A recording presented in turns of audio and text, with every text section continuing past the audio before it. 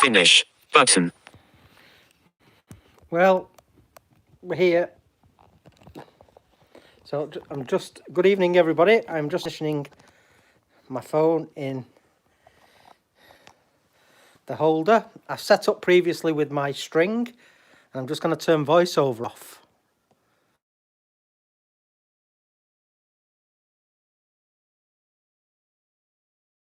So I've turned voiceover off, and I should be able to just pinch in a bit there. So this is all just by practice. But anyway, Nicola, are we a bit early still, or are we on time-ish? 3 minutes. 3 minutes. We're 3 minutes early, so that gives me time to have a very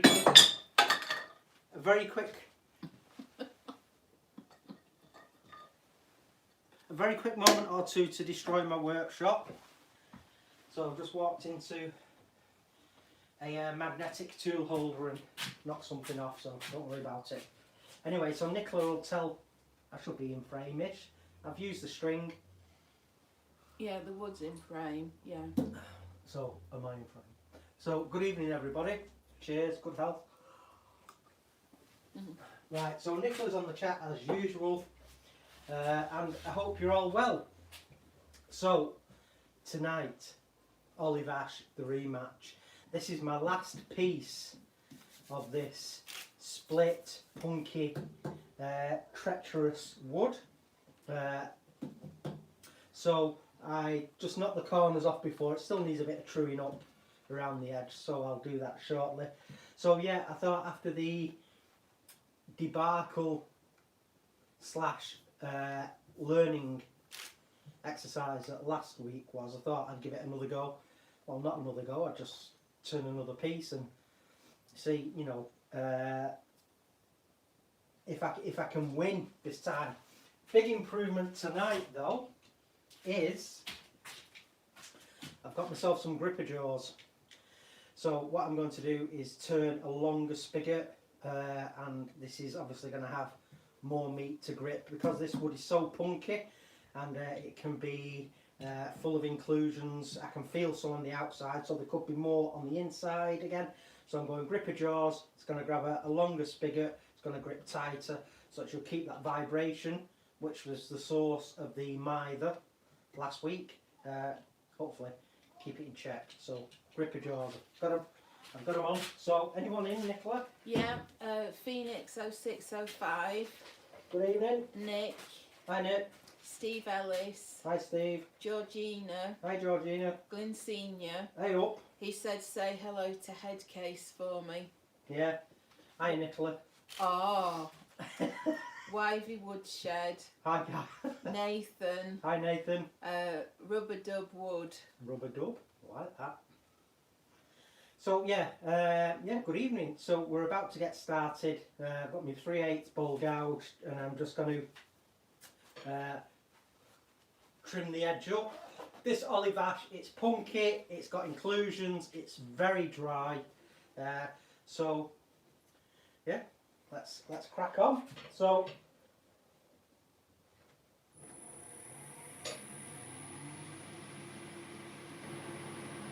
I'm just listening to what speed we're on there.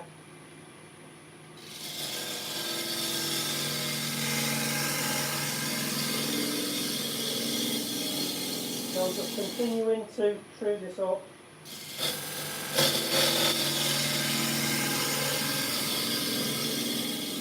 Very dry and punky.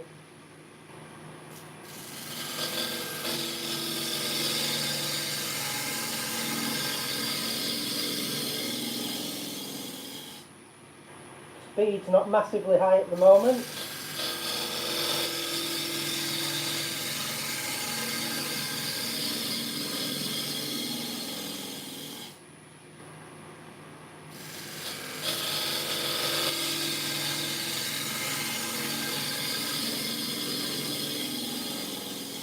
So already what I'm doing is I'm listening for any telltale signs. Still got there's a bit of a facet there, but that can be brought around. Another one there, and that'll be brought around.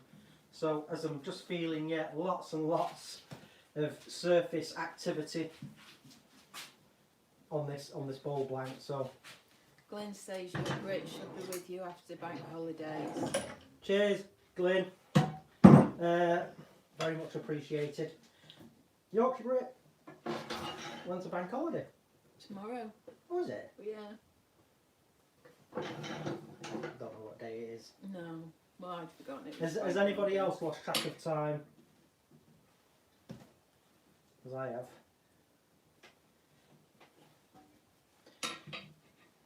So I'm just feeling for centre.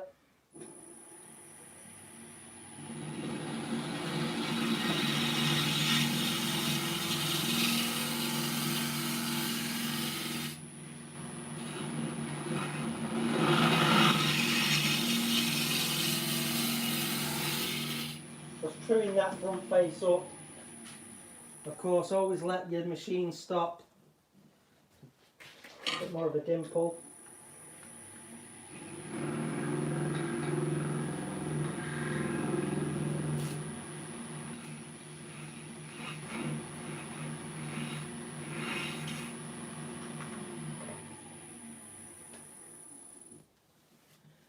Tool rest was a bit too low for a push cut, so I just reverted back to a pull cut to sort that out. Nathan says he doesn't know what day it is either. No, they've just all morphed into each other. Yeah. How's your granddad, Nathan? Glenn says he only knew it was a bank holiday because Joe told him. Yeah, send our love to Joe, Glyn. So, right, I have already put a pen friend label next to the hole for the gripper jaws. So,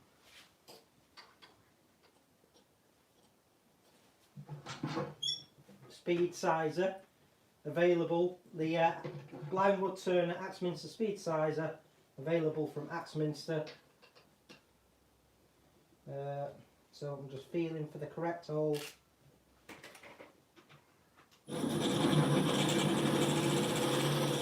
So it's as easy as that. So we've got a score line there now, which will be perfect for El Spaghetto. Nathan says his granddad's good, he's doing lots of turning. Oh, that's good.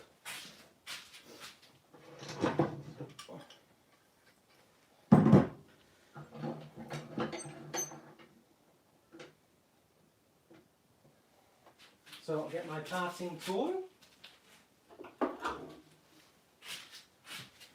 just going to disappear off camera from time to time throughout this evening's proceedings, just rather than having tons of stuff on this bench. I'll just leave some stuff in the racks behind me. Rightio. Speed size is still out of stock at Axminster. Oh, That's Steve Ellis saying that. all right. How long's that been out of stock, Steve? I didn't know it was out of stock. Oh, get my phone from.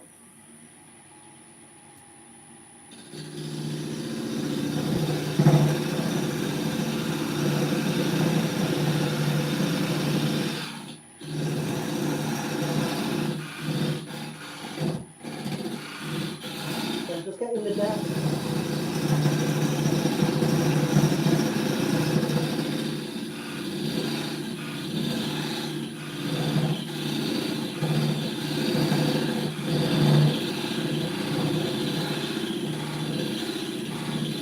Or is it still a problem where you can get it on eBay, but I don't know. Or is I've it- just had a look on Axminster now and it says out of stock.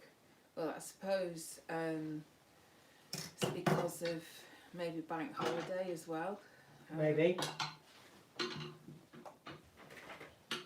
They've probably got to make some more.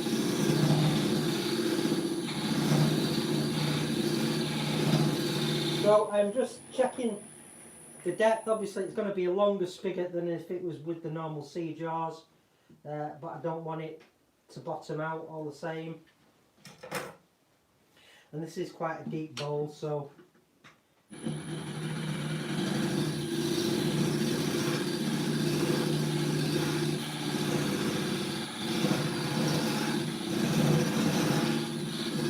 that should be good enough. Let's have a feel of that. Give that a very quick tool.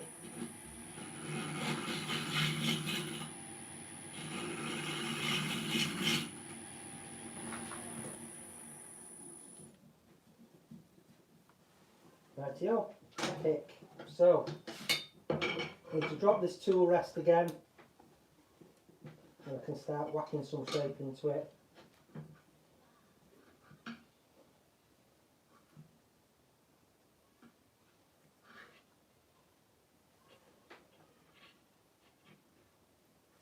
That's probably about right. I can adjust that as I go. So we're going to start bringing the corners around now, folks.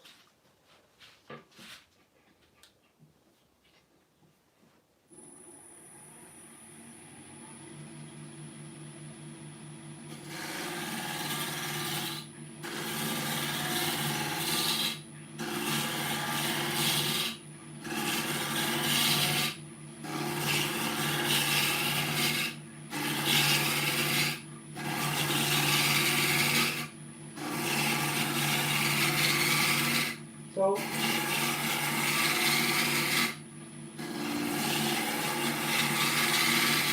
feeling and lifting. Leave that tool rest in now. Let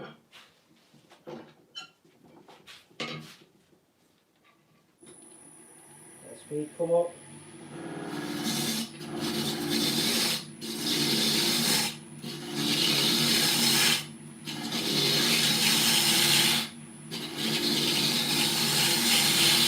Very dry.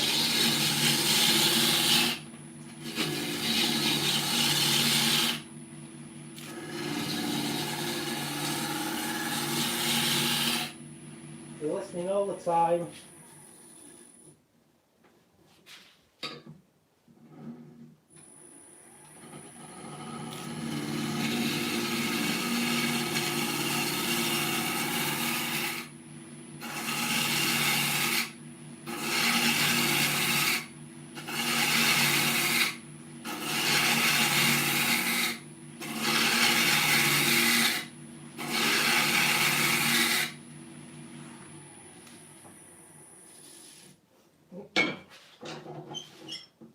Bring this tool rest around.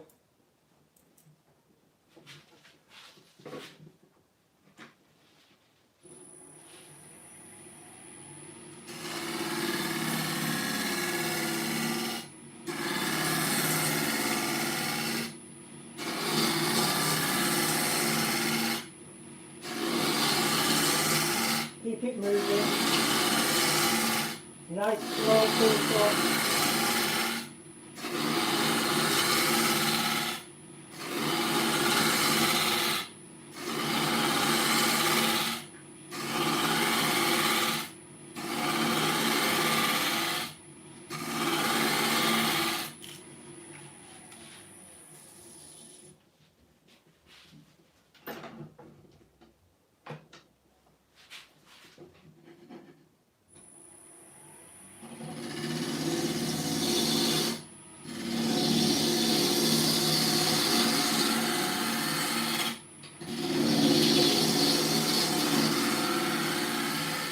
Really very, very good.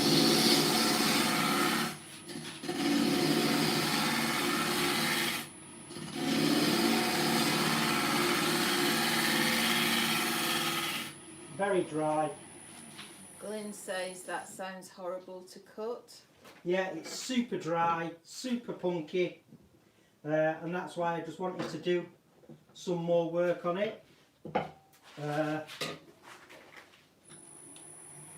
This is my last piece though.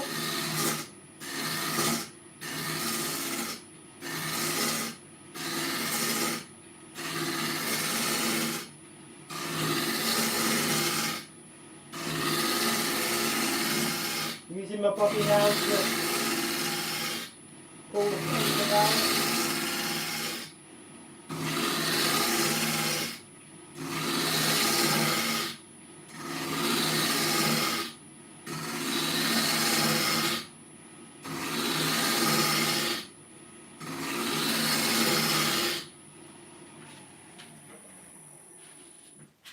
So I'll be almost getting ready to turn the speed up a little bit, I think.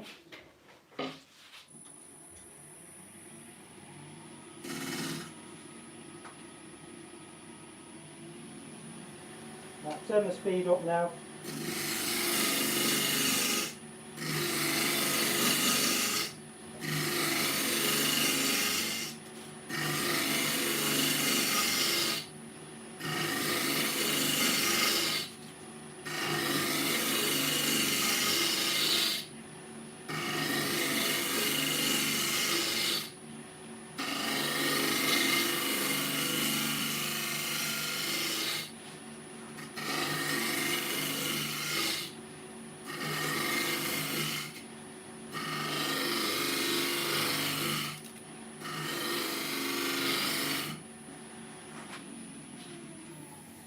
Alistair Clark says it's a gorgeous looking piece of wood. Yeah, well, they've all been striking for one reason or another, haven't they?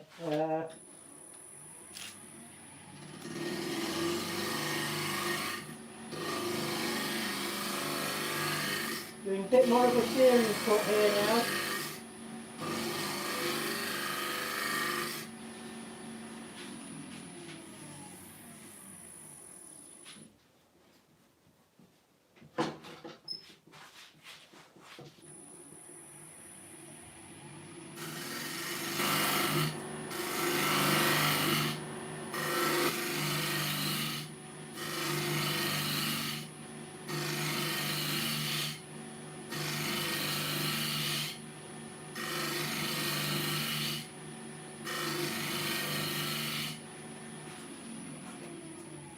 It's very hard as well because the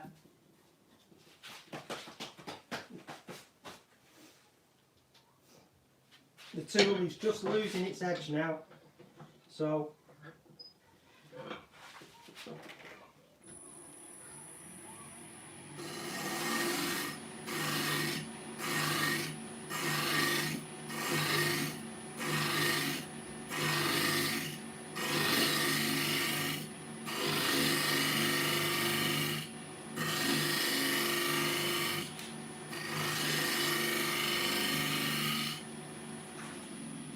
make sure I've got a nice shape.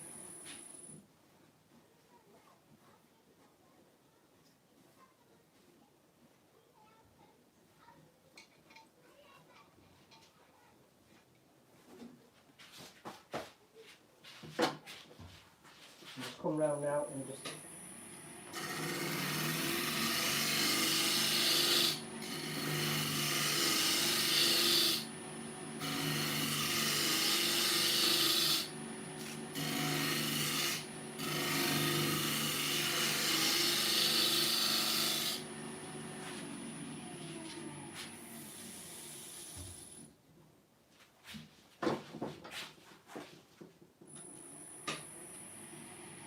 always let it come up to speed.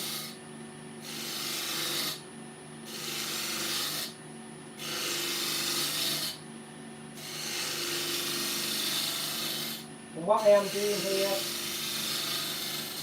is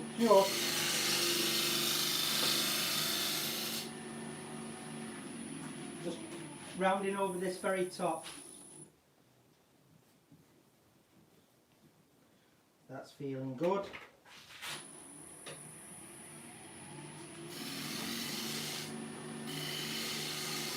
There's a gentle little cut here.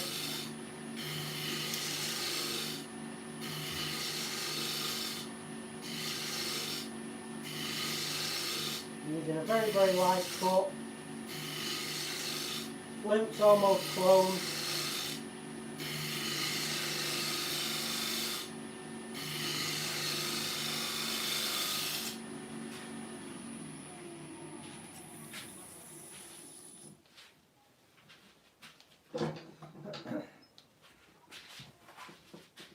Anyone else in Nicola? Yeah. Georgina, David McKernan, Real Simple Things, Jeff Christie, Whitey Woodshed, Alistair Clark, Stace Makes, Well, good evening, everybody. Glyn Senior, Steve Ellis, Stuart Hayes, Stuart Ingrui. Sounds a bit French, that. I've probably not pronounced it how you pronounce it. Colin Watson. I think that's everybody. Hopefully I've not missed anyone.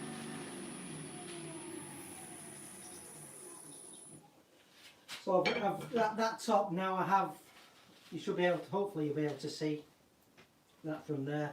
I've really curved it over. I think it suits the shape that it's taking.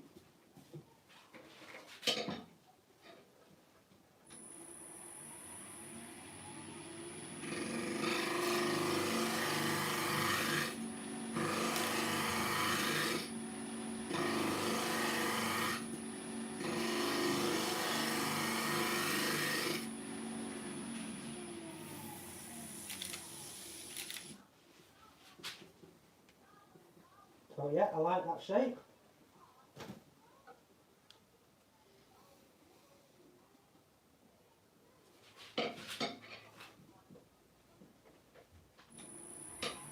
So what I'm going to do now is just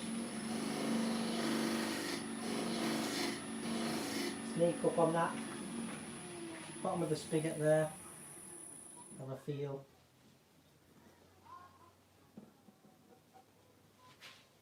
Ba-da-ba-ba.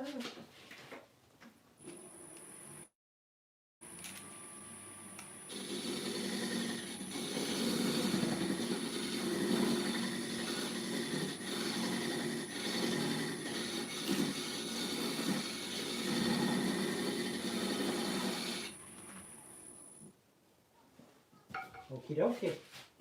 Picking up okay. Georgina says really love the colour of the wood. Will you keep it natural? Yes. It's just going to have an oiled finish. I mean, it's that punky and dry, this, you know. I'm going to sand it with chestnut food safe oils, and it's going to have an oiled finish anyway, so it's just going to be sanded through the grits with oil and then oiled again finally as a finish. Just really to get some lubrication into the work. It's that dry and punky.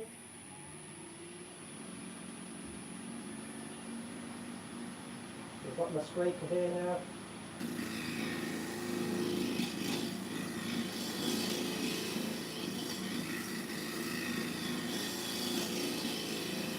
And it's very, just drop that tool rest a little bit. It's very hard, this wood. Yeah, it's ash after all. I mean,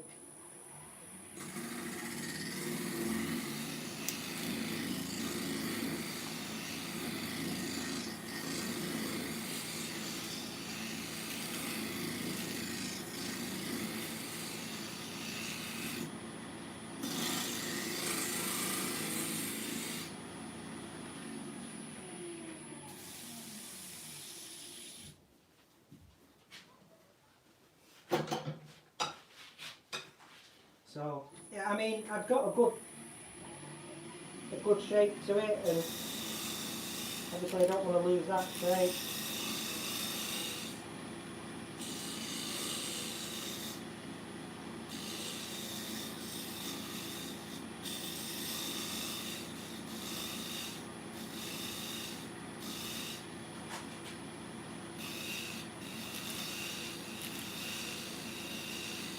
You're just listening and feeling all the time.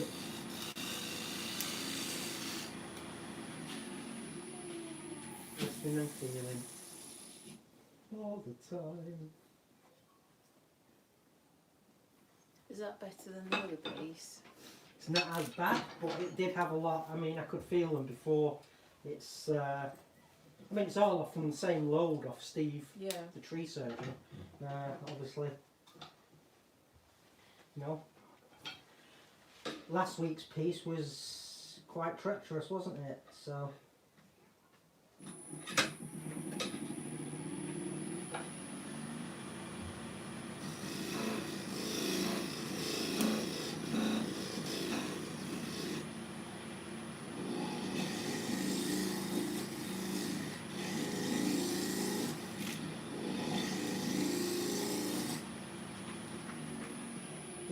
Just true that spigot up a bit more, just I mean, hopefully it shouldn't bottom out. I'm just going to get the jaws now just to make sure it doesn't bottom out. Chuck pig. Three pigs.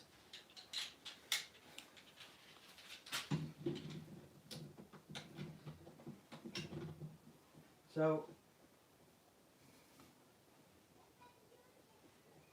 that's, you know, pretty good, you know, for depth. So it's going to have a real good grip on it with those jaws.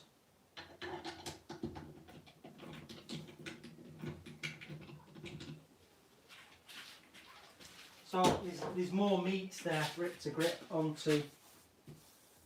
Right.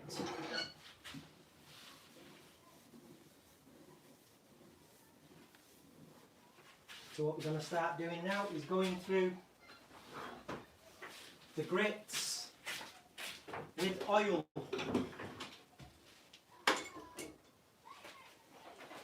So because I am sanding, I am going to be wearing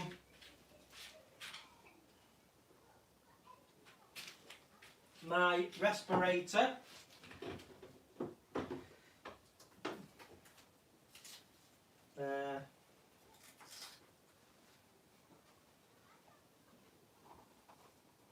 I'm just off camera at the minute, just feeling for some abrasive.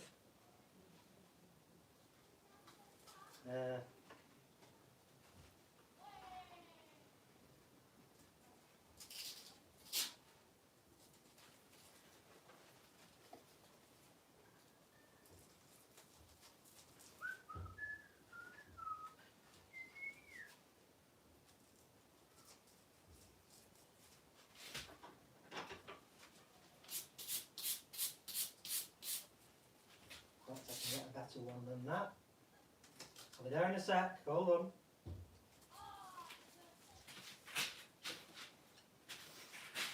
Get my oil out. Food safe oil, chestnut food safe oil. I've used it a fair bit this past week, but I've decanted some into an old coffee jar. And got the brush in there, something that I heard Colwyn do. You know, he just has his brush in the jar. It stops the brush going hard because it's always immersed in the oil.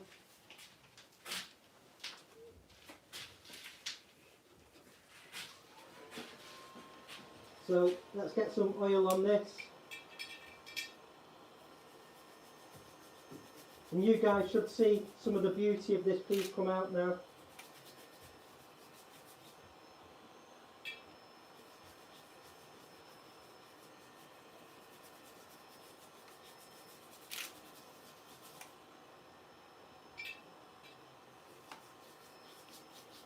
It's a really nice piece of wood.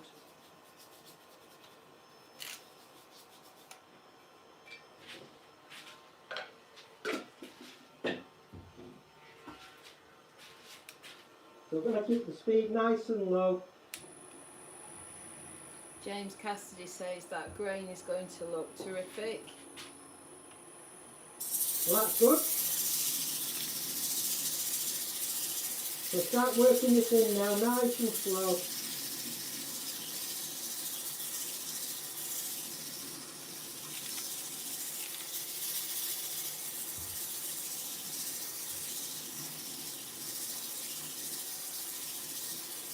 Scott says that's a nice piece of wood, Chris. Nathan says it's gorgeous. Gorgeous. So it's forming a lovely slurry there, and I'll just knock that off with a steel brush.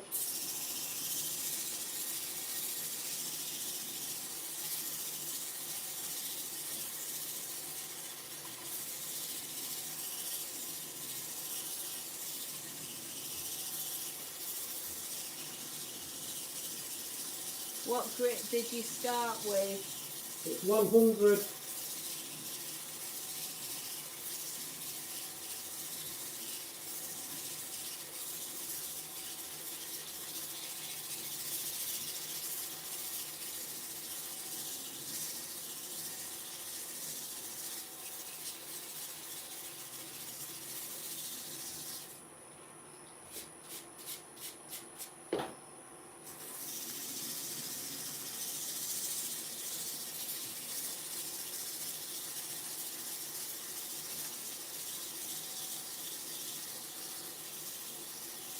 Scott's turning pens, so he's just having 5 minutes break from pens. Yeah, he said he had a lot to do, pen-wise. So just nice and slow.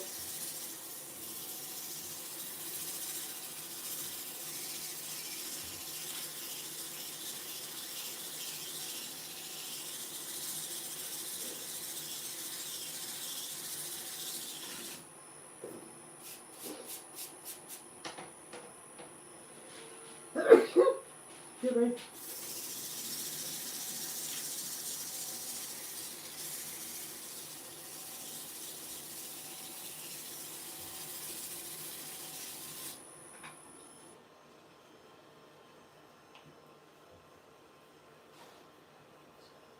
Coming along.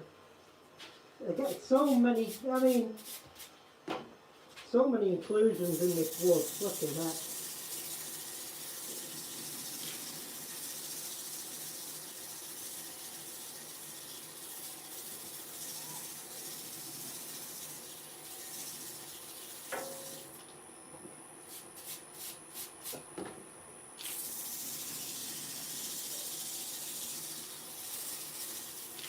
I'm going to turn the speed up a bit.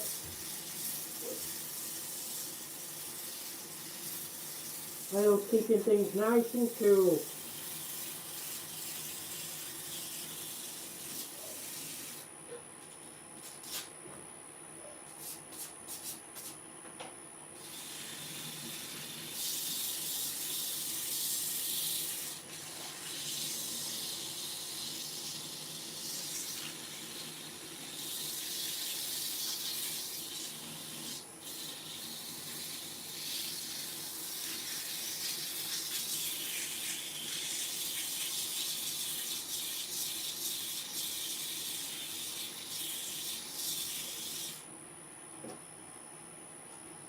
The good thing about this flaming paddle is I can just I can take it off and use it and then stick it back on and use it again, and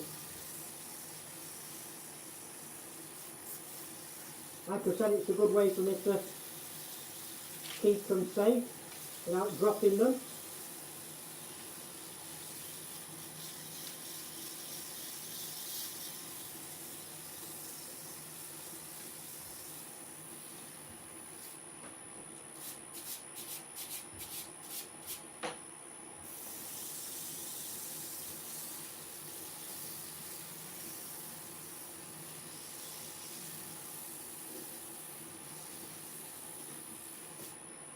Glenn Senior says, "Hey everybody, I knew Chris before he was famous, you know."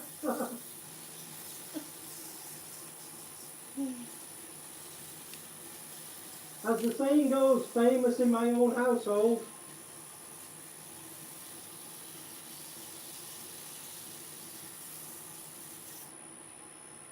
Amber and Nicola are higher up the pecking order than I am.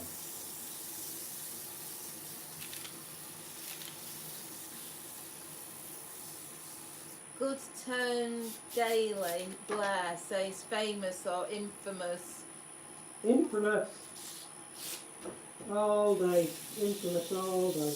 Mark the Gentleman Woodturner says, evening everyone, sorry I'm late, fell asleep. No, it's alright, it's Sunday. I hope you've had a nice day and a well-earned nap.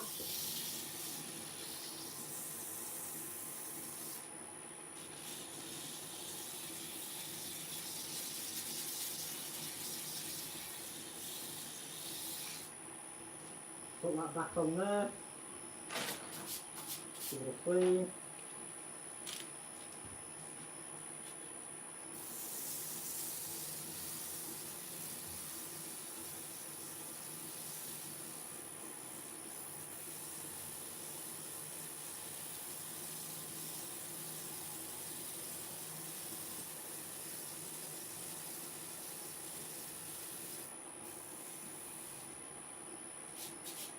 So after last week's Oliver, I thought, yeah, I'm up for a bit more of that, and I want to be in control tonight. So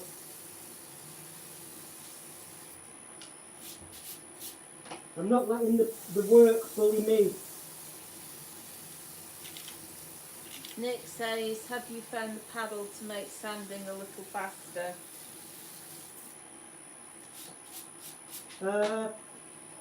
Well, yeah, faster / efficient, yeah.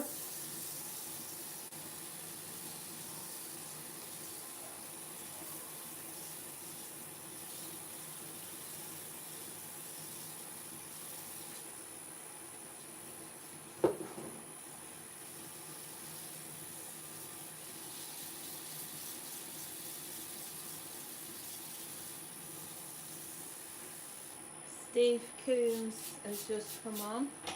Hi, Steve.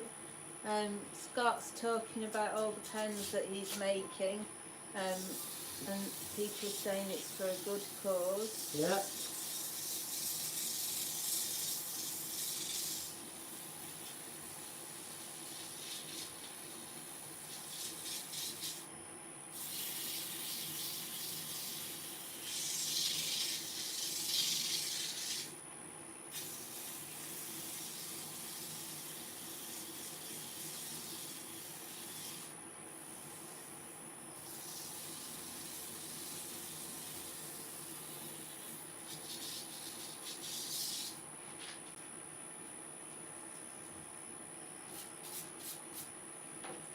Alistair Clark says you started a trend after last week with the bowl jumping off the lathe. Mike Walton and then Ed Oliver had Wood jump off the lathe this week. Well, just let me stop that for a second. Yeah, for any newbies, because there was someone last week saying he was new. Just let me stop for a second. It happens now. Mike Walton and Ed Oliver are very, very well. Ed Oliver's RPT for a start. Mike Walt, I don't think Mike's got his RPT, but forget that. Mike is a very experienced and very, very highly respected woodturner, isn't he? Mm. You know, and I remember listening to videos in the early days of Mike and things coming off the lathe. It happens. So any newbies that are listening or end up listening to this video, don't let it think. Don't think that, you know, it should stop you. I had it come off twice last week. I know why it came off, and you just process why it came off and address the problem. So you know, I have listened to recently 2 master woodturners have catches, and I'm not going to name names. I have listened recently to videos of 2 master turners have catches whilst doing a video. It happens. It happens. We're humans. You know, we are not robots. It happens. You have to just learn, and we're learning as much from those mistakes. And it's not always your fault if the wood's fighting you. It's going to happen. All you need to do is, you know, just turn the machine off, reassess, why did it happen, and work the problem, think the problem through. Never ever give up. That's why I'm turning more of this crap tonight.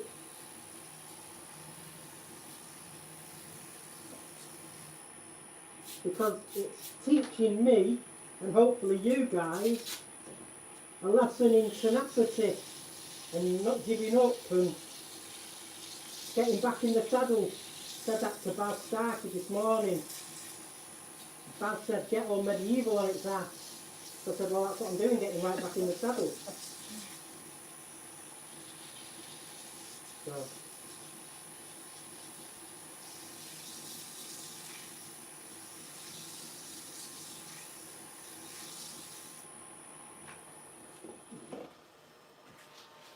I'll be back in a sec. Okay. So let's just have a feel of that now.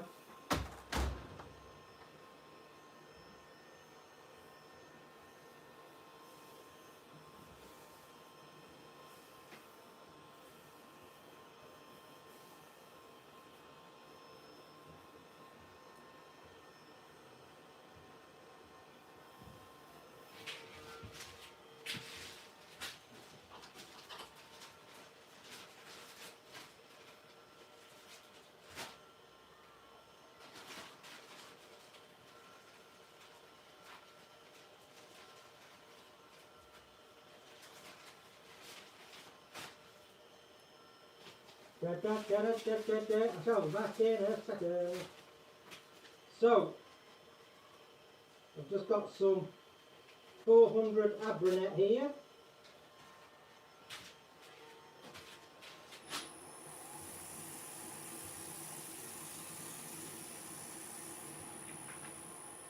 Let's just go in reverse. Hold over the top.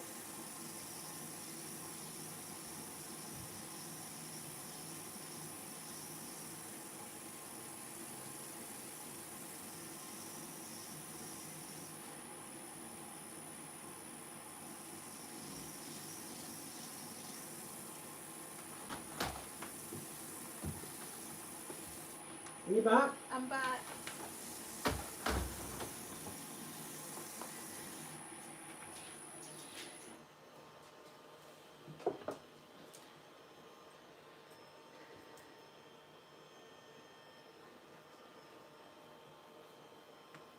That's feeling nice and smooth now.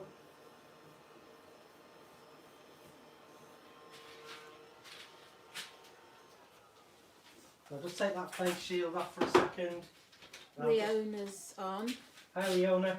So I'm just going to put some safety squints on just while I'm here at the lathe. So yes, catches, stuff coming off the lathe happens to all of us.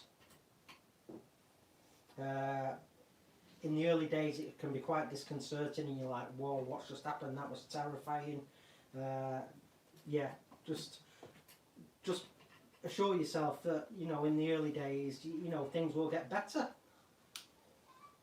And you'll become more skilled and proficient, and that's why it's so important to listen to what's going on. I knew I was in for a hard job last week because of the noises that it was making.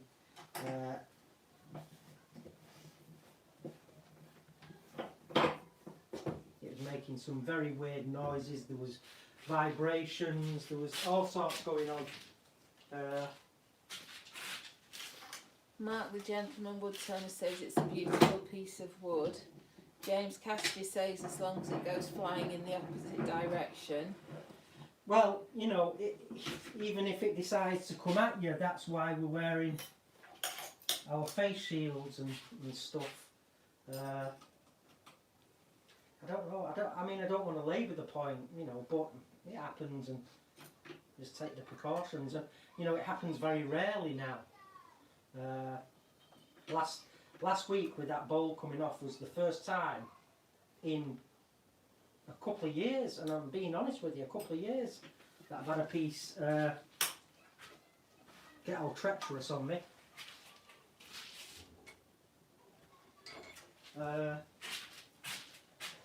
Neat little bit of advice from Colwyn as well. Use your faceplate as a little handle.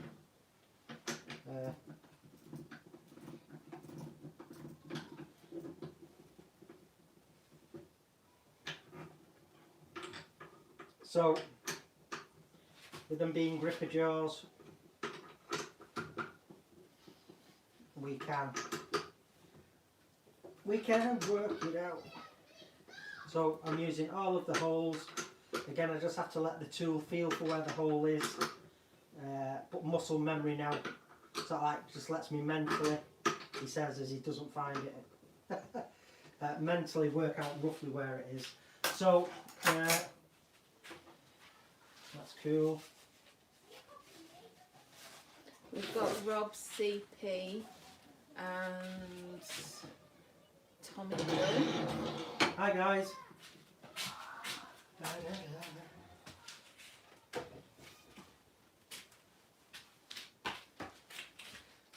So I'm going to remove the faceplate now. I'm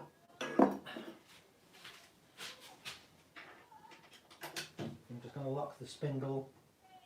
Feel for where that screw, wrong way.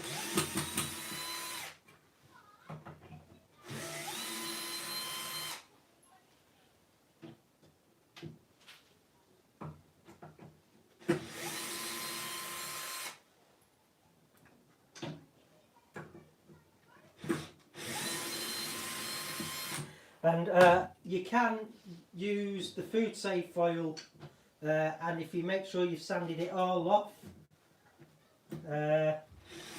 you can then seal the work and polish it. I did an olive wood little pen pot for Nicola earlier on this week. And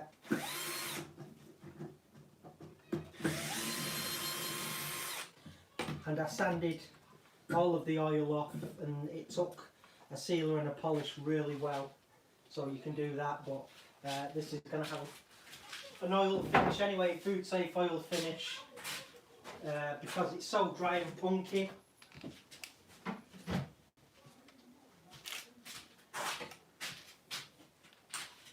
Get that drill out of the way.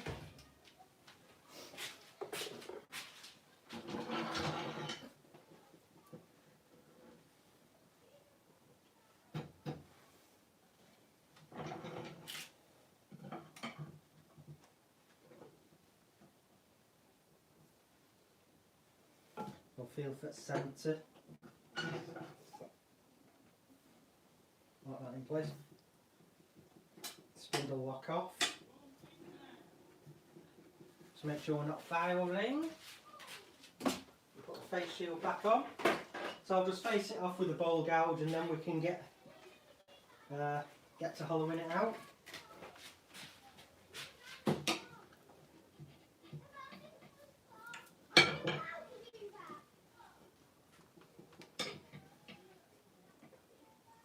You can probably hear the kids all out on the close playing, and I think they're going back to school in June, it said, so you better make the most of it. Right, so feel for where I need to be, start the speed.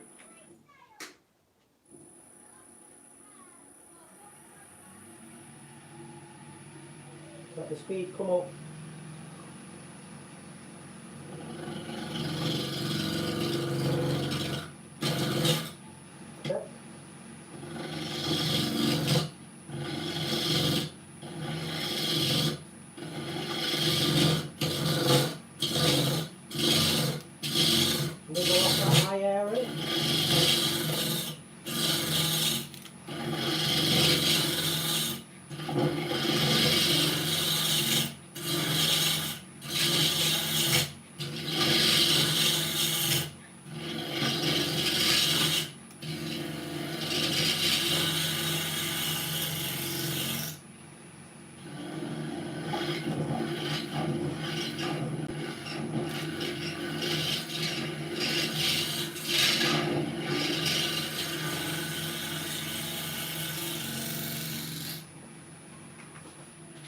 Lovely jubbly.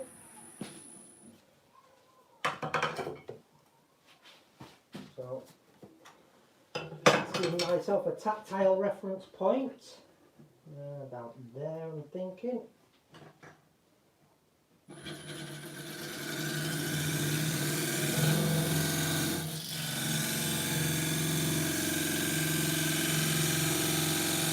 That'll do.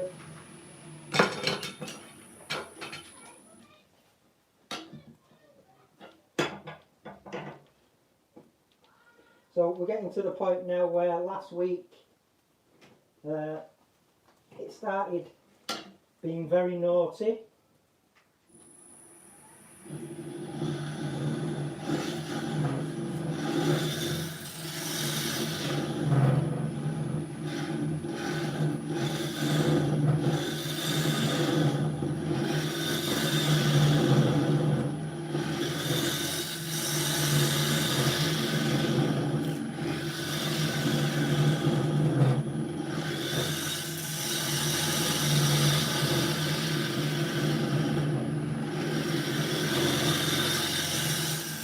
Feel for that line.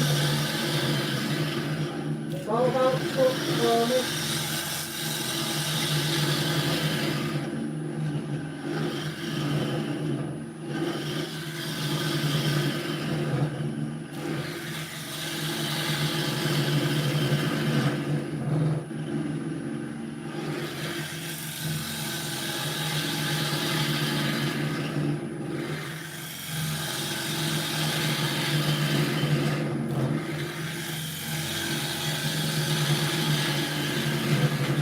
Taking my time, still constantly listening to what's going on.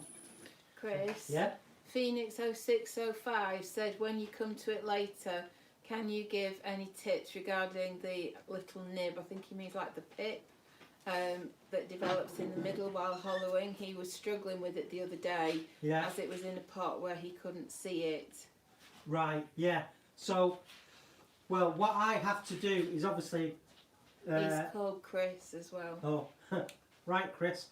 Basically, what I do, if it's deep enough for me to feel in, I'll feel and line the tip of the tool up with where I need to be. And you just have to persevere. And if you've got a scraper, a round nose scraper, if you want to get under it and jockey it up, so you're under it and jockey it up, that works well for me. But yeah, you can sort of like be chasing that little pit for a long time. So you just have to keep chasing it, and sometimes I can be just a thou under it or over it, and you're thinking, look at this! Spent half the demo chasing this little pit.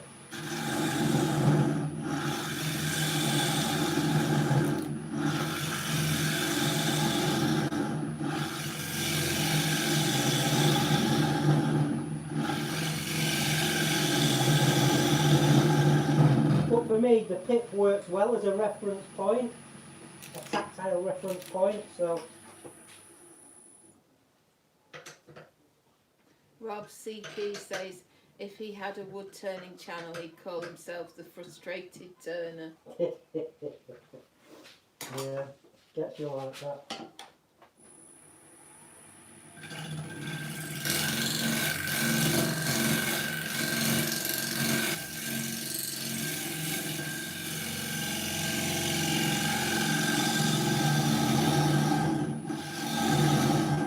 Getting like that.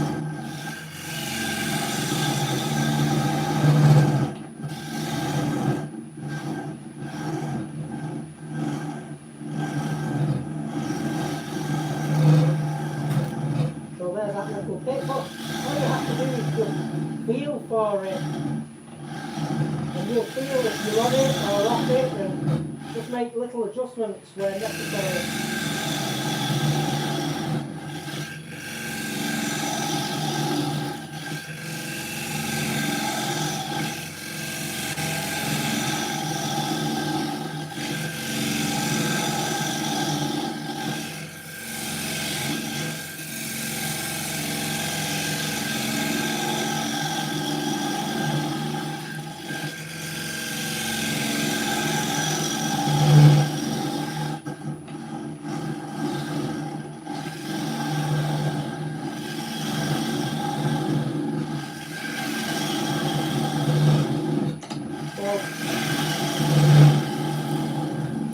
arm on it there, but that's natural, that.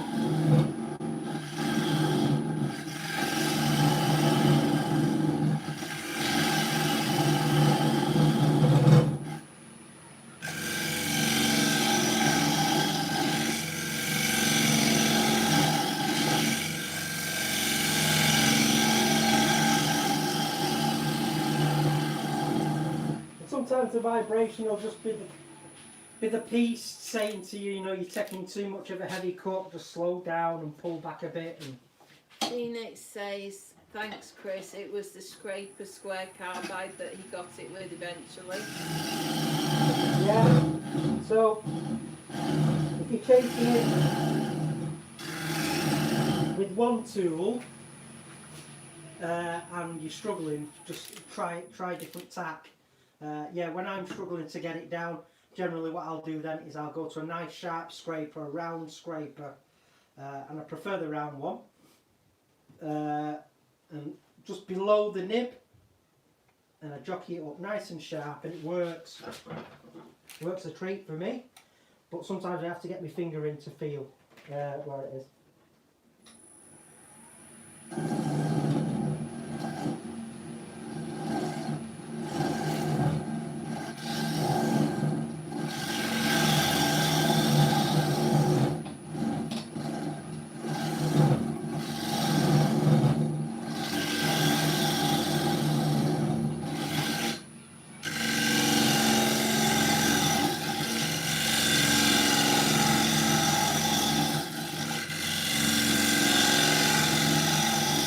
Starting to undercut now.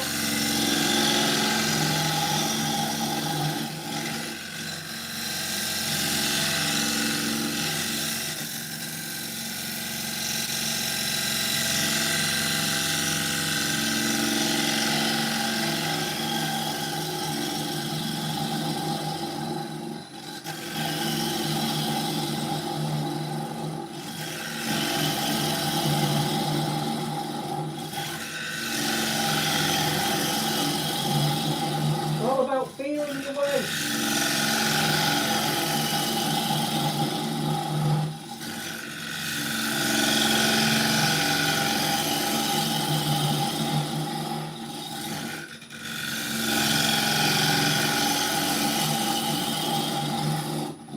Right, let's find that tip.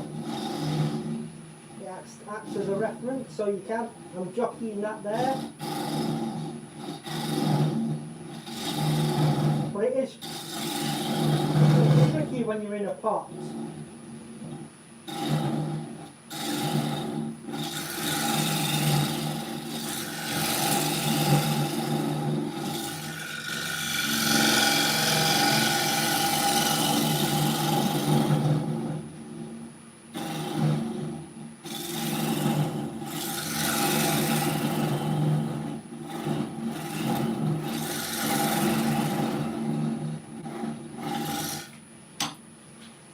So I'm going to stop and have a feel.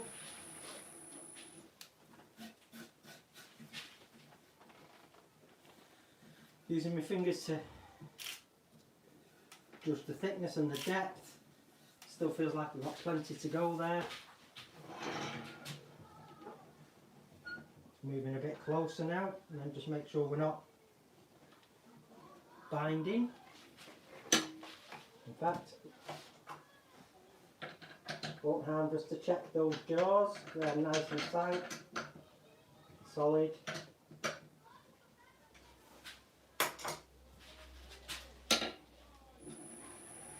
Let it come up to speed.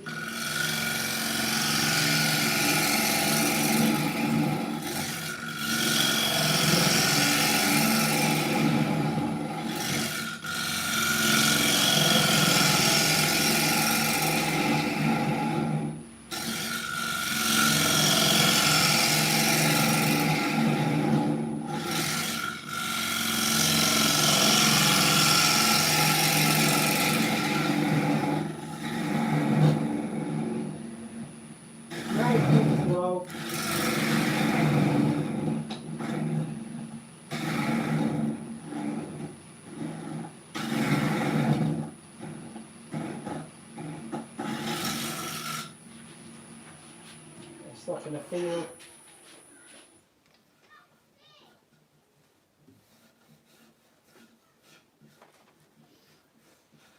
And also, here's a nice little trick for you guys.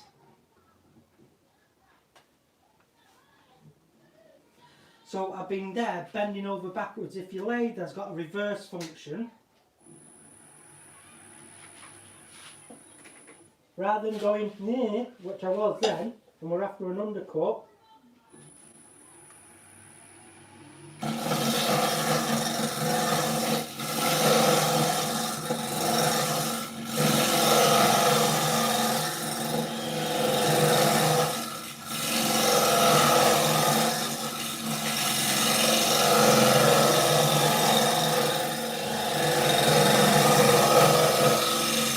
do a bit of reverse turning. I know a lot of people just use it for sanding, but it's great there for getting a bit of more of an undercut if that's what you want. Again, just same precautions.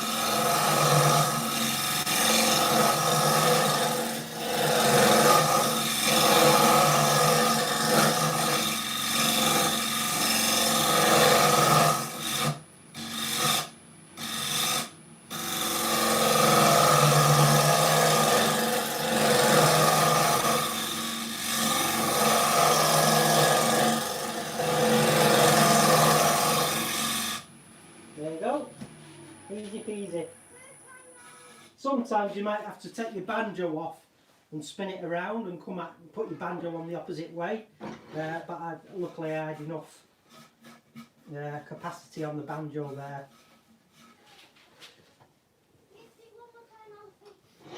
What would you start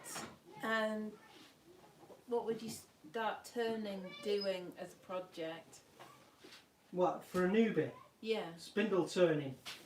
Lots and lots of spindle turning. Always start between centres, spindle turning, roughing out, honey dippers, vampire stakes, magic wands or pens. You've got to get the mandrel and all that sort of stuff, really. Right. But yeah, honey dippers, spinning tops, you know, all the sort of like the stuff you'd sell at a Christmas fair, you know, that sort of stuff.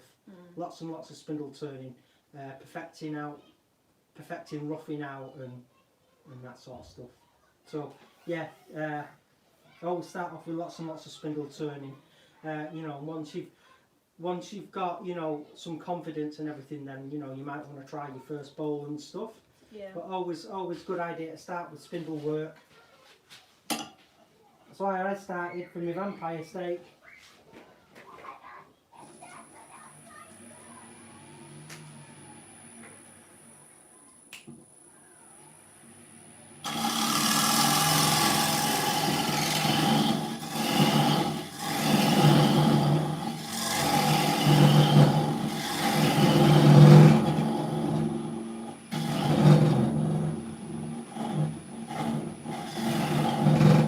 Feeling for the pip of doom.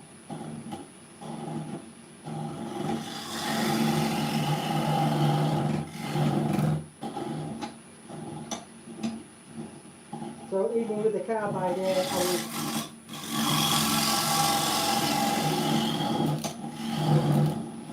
feeling for the pip and just jockeying it up.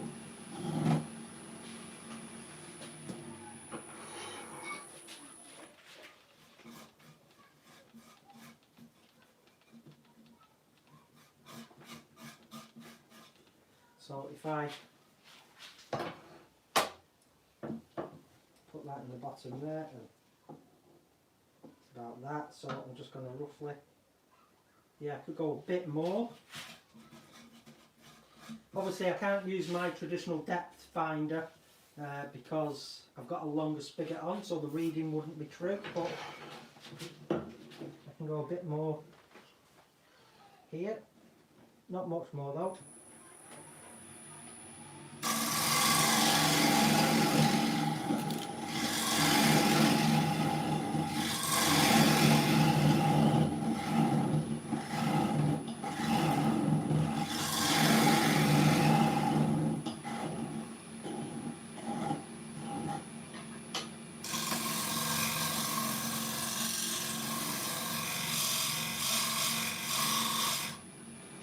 tool are you using? I'm using the Chris Fisher,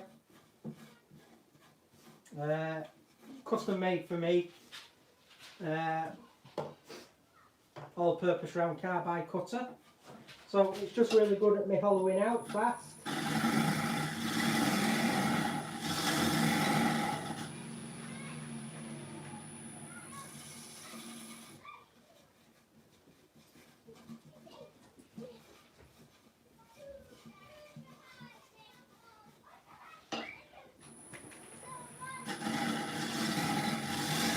So yeah, I like mixing it up between traditional and modern carbides.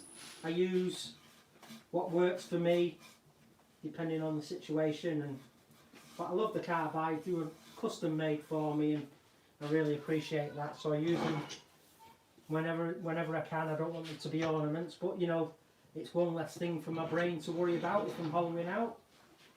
Have contact all the time. This, I'm not sure how you pronounce it, Keeley Art, heard of you from Nick Zametti. Amazed by your ability to do what you do. They have poor depth perception and say they're sure they would fail miserably. No, they wouldn't. No, you wouldn't. Where's the camera? There. No, you wouldn't. It's daunting, and I still feel Duck down a bit, you know what I mean. it's daunting, and I've no vision at all. So it's daunting, and it takes a lot of effort and self-belief and tenacity and confidence. But you can do it. You can do anything you want. Anybody from any walk of life, able-bodied or not.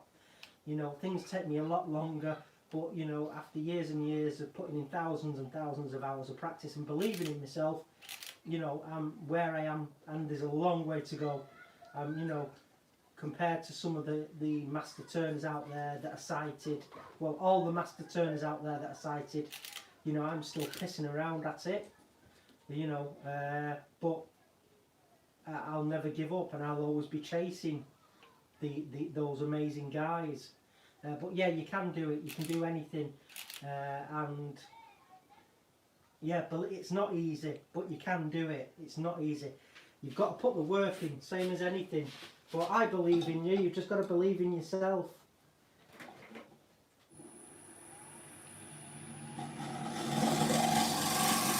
What's the display for now?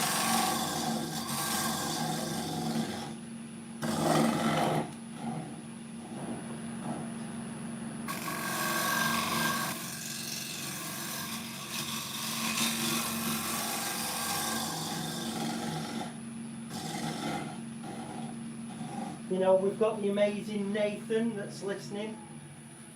Nathan suffers with cerebral palsy, and he's a wood turner.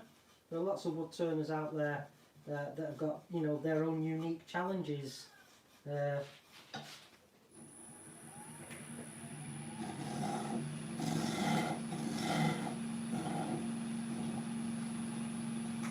you can do anything and be anything you want. Just be extra safe and never ever take any chances, because your disability and your condition will not allow that.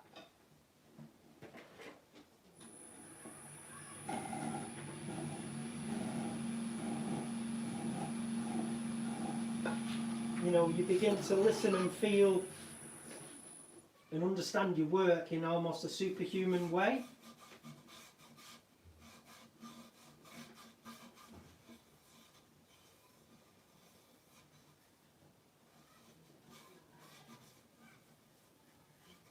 That's feeling good.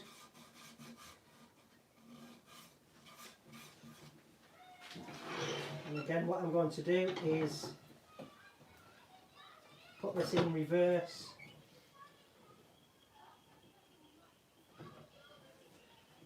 Make sure I'm not fouling, and just make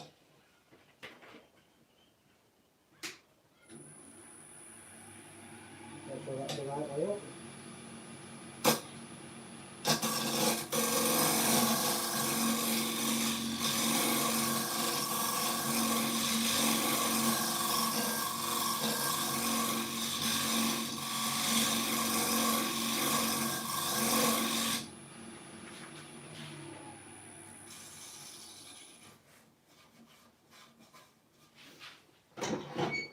That's good.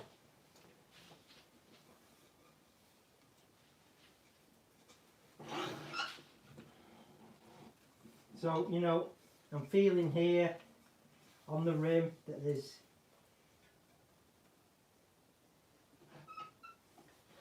the remains of an inclusion, so I'll just tidy that up all the way around.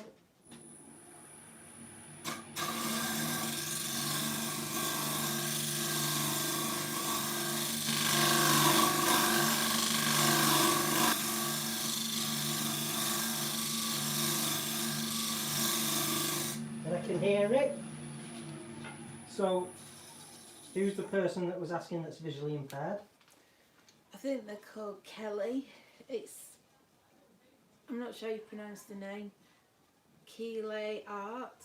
Right, okay. I think they're Kelly.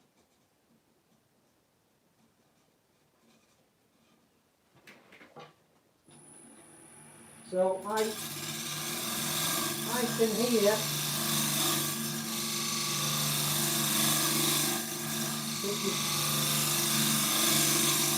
there's something there on the surface that's altering the sound. So you just have to feel what it is and go, ah, yeah, that's what it is. I mean, I'm not going to do much more on that because it'll end up changing the shape of the work too much. I mean, it's there, that's what it is.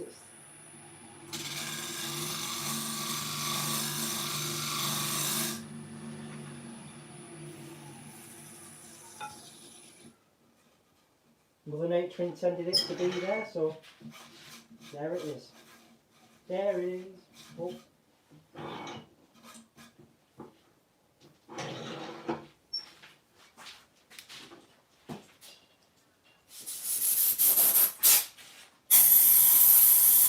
With a bit of a blast off. Keeley is the original form of Kelly. All right. Very interesting. I've probably not said that right though.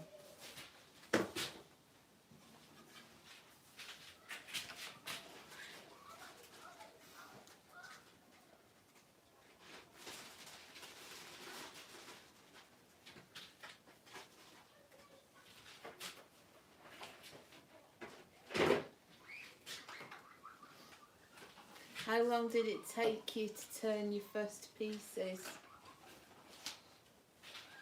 Oh.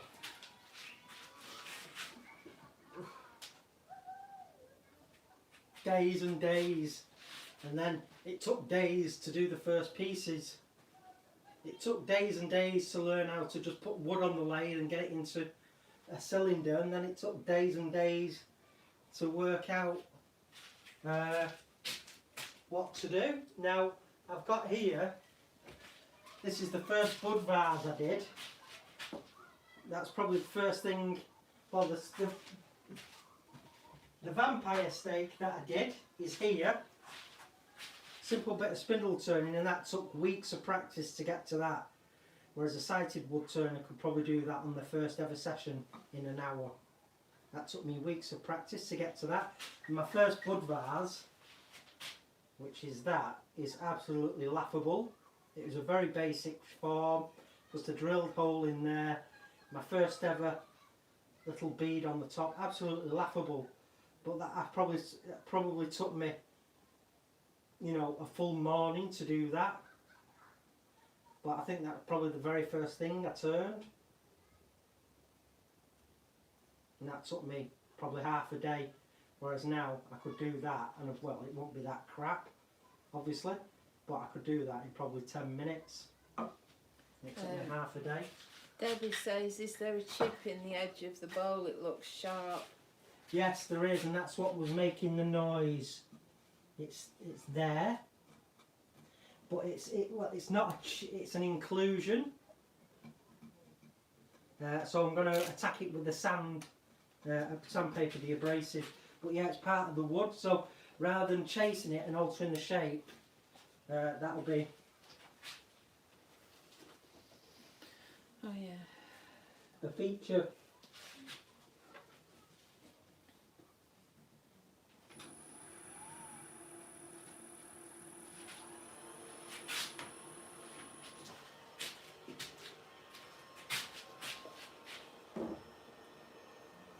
so we can get some oil in.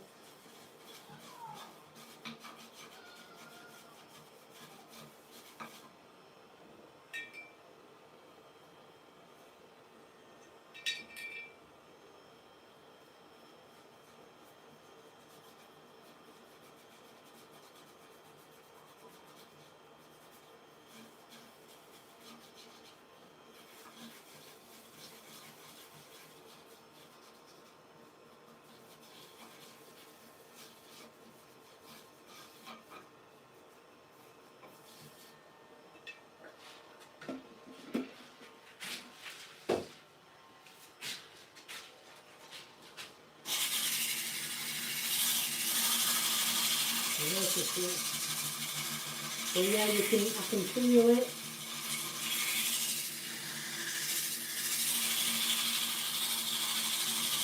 But right into that undercut.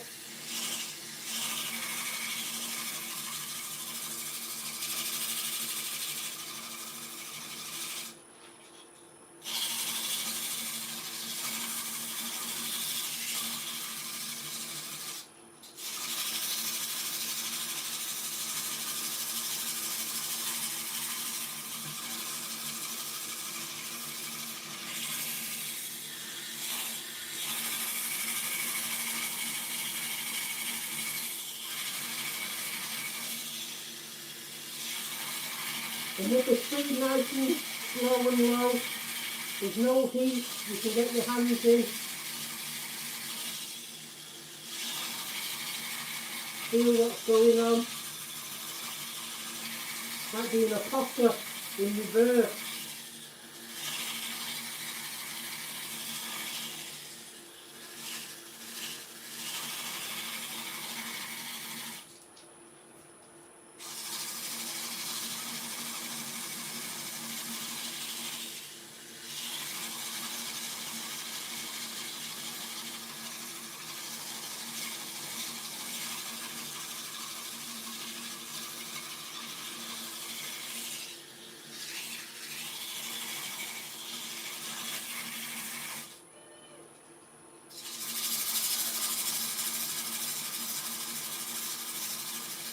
Make sure there's no sharp edges that can get you.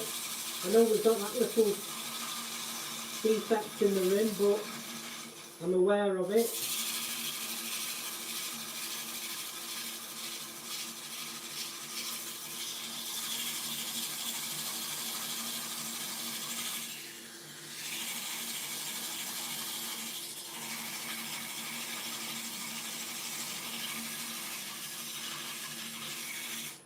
So I feel.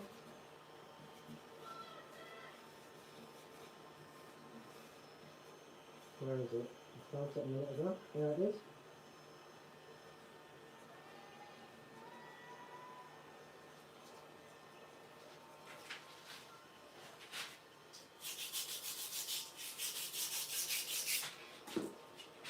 You can always just give it a bit of hand therapy, just so I can concentrate on that.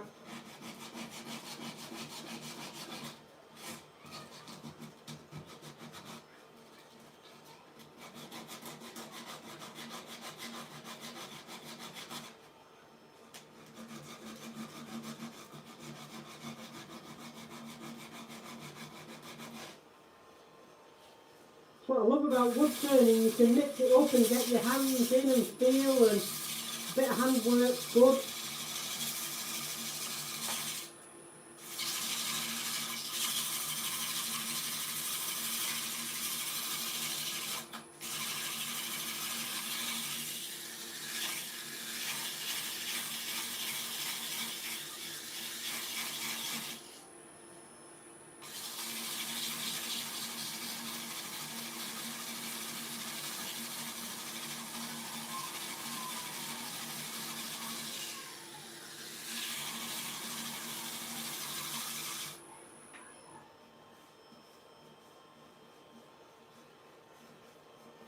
I mean, it's really, really very funky, lots going on.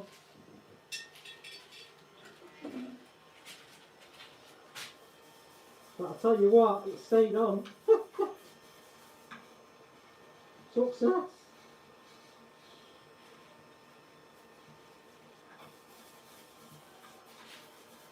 some more oil on.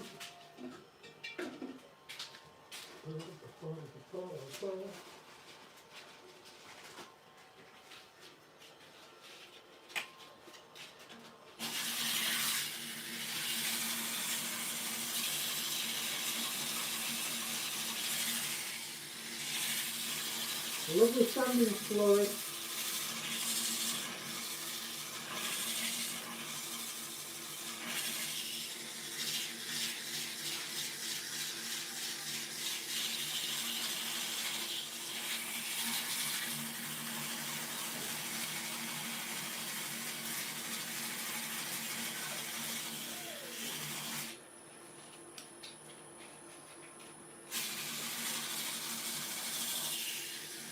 Keep things moving. There's no heat in this at all.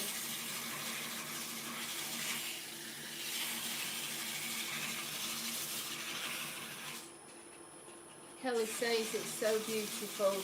They love the grain of the wood.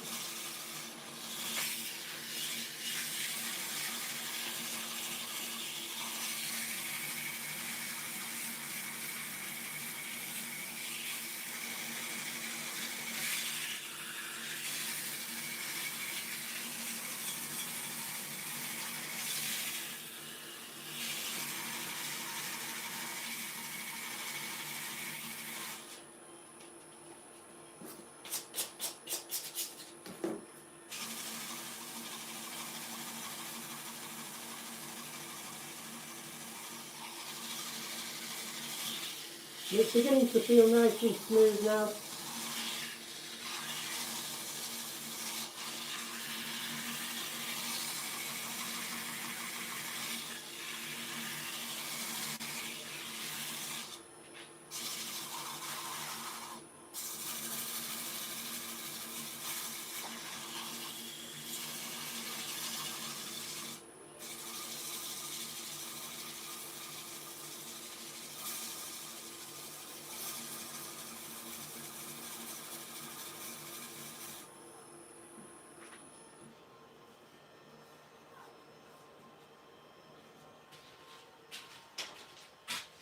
Chuck it on the floor. I'll clean up tomorrow.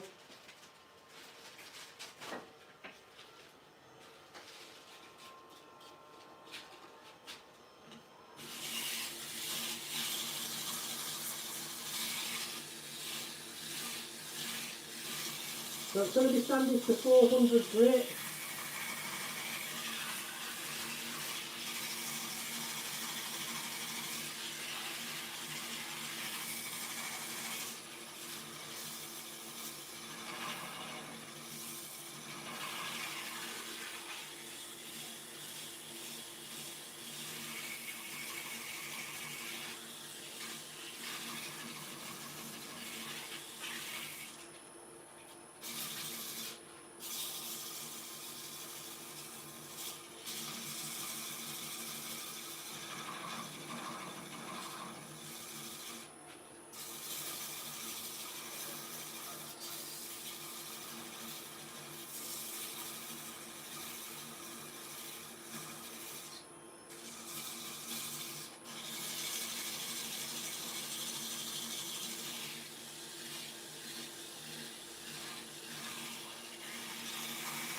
Feeling, listening. Those Biffa jaws have done a great job, really happy with them. So obviously I've got them to use now for green wood and stuff that's punky or quite heavily damaged.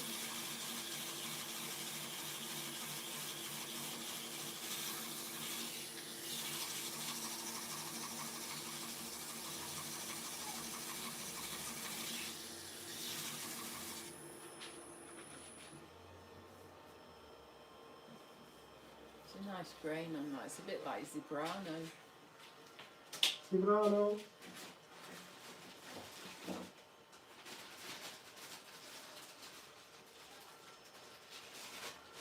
Zebrano.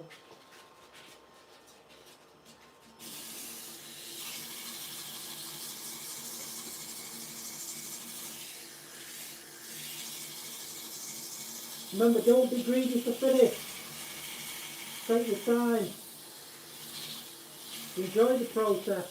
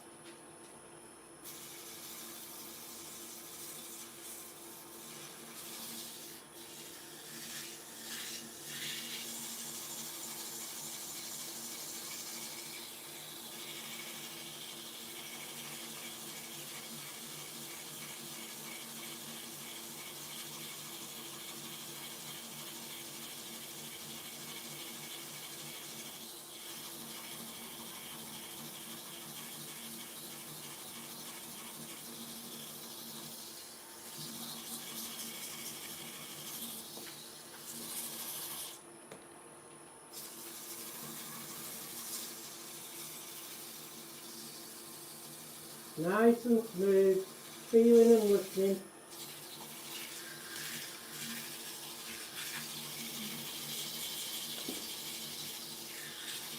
I'll be back in a sec.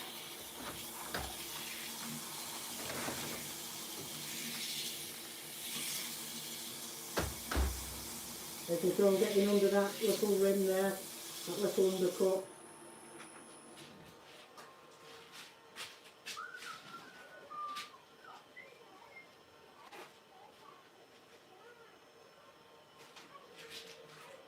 Got some 320 here.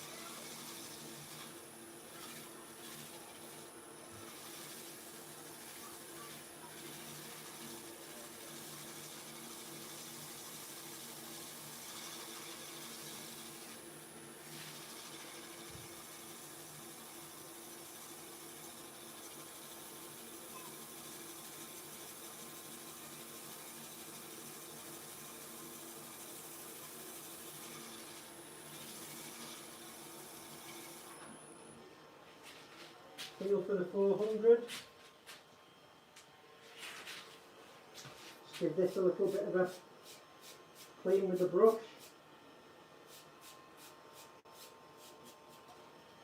We threw it on the floor.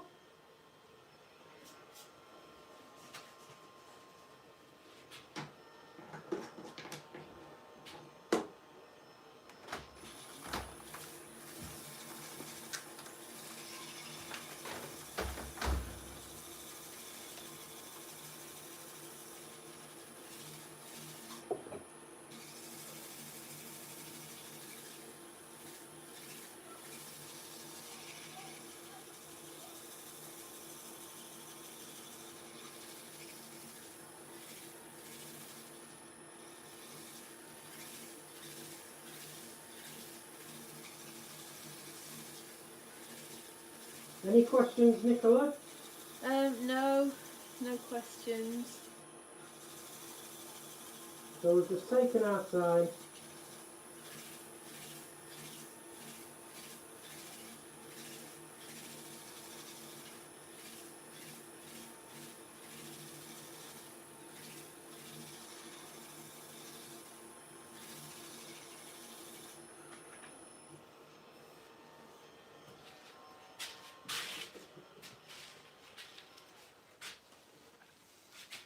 Right, so what I'm going to do now is just get some oil on, and then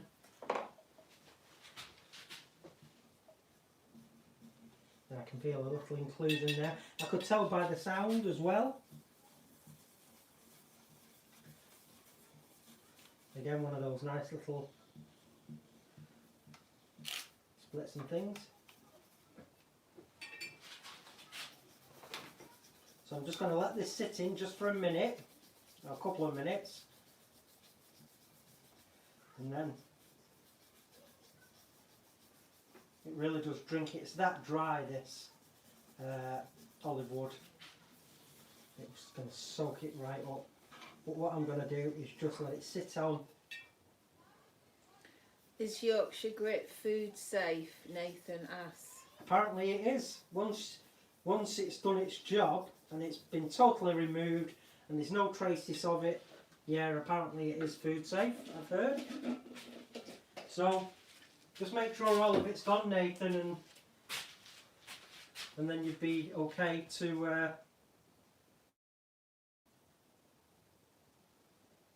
David McClernand says no, Nathan. right, well, Wayne Clasper said it is on the video yesterday. Right. And Wayne... David's deleted his message, so... Oh, right.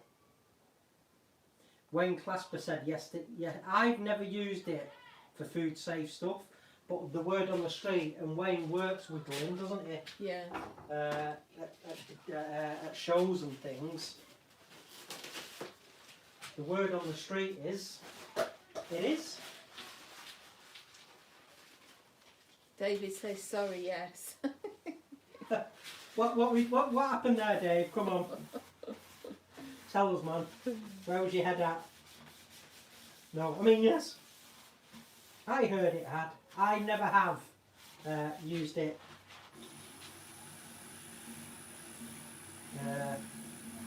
But apparently, yeah, if you use it the way it's intended, let it do its job, make sure it's all completely removed and buffed off. There's nothing left behind that is harmful. So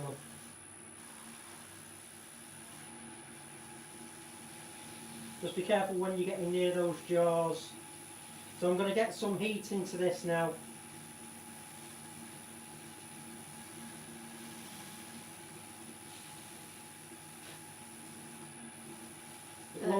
Rob says he's heard Jimmy Clue say carnauba wax is used in the food industry. Yeah. M&Ms are coated in it. Yes, yes, they are. Carnauba wax is plant based.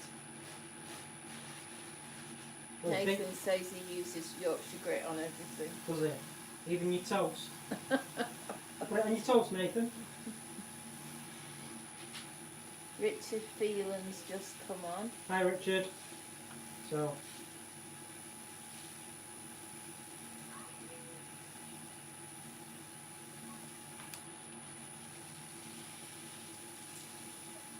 I'm just getting some heat into this. James Cassidy said he asked Wayne the Woodturner the question the other day, and he says it is, and offered a logical explanation which I've not been able to hold in my brain to repeat. Well, I bet Glyn's gone now, so we can't ask Glyn. I've heard a couple of times people say it is. One of them being Wayne.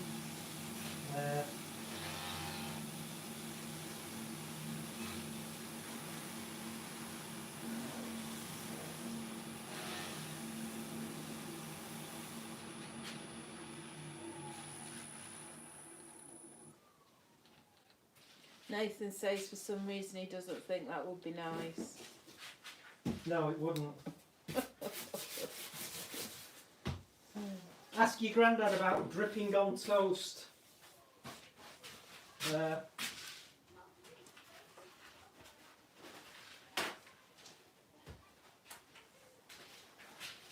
Dripping on toast now.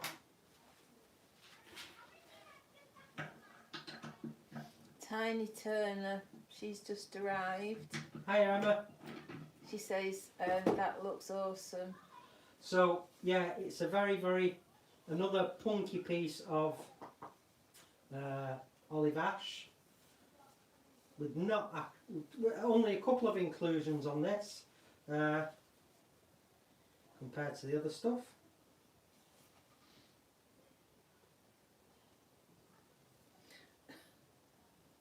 What? Nathan says sounds awful. That's what people used to eat though, wasn't it? Dripping. Yeah, it is. Dripping on toast. It is indeed.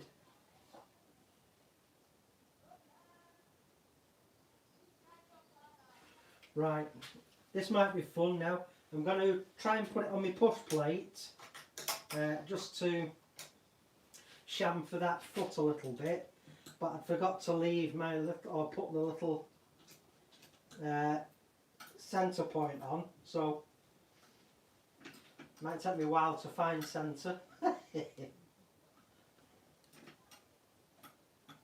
Tommy Dunn says drip bread is lovely. Richard Phelan says dripping makes the best chips. It does. It does, it does, it does. Let's see if this will...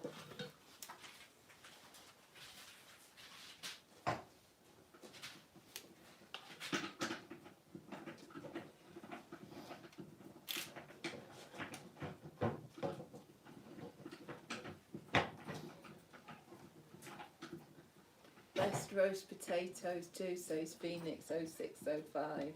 Indeed. I don't think I ever had dripping. Never had dripping? No. Debbie says dripping on toast with jelly and black bits from the bottom. I have had dripping on toast as a kid. Goose fat makes the best chips.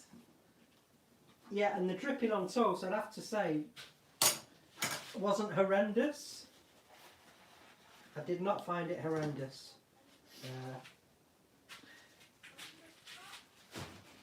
We used to have sugar butties as well. Oh, gosh.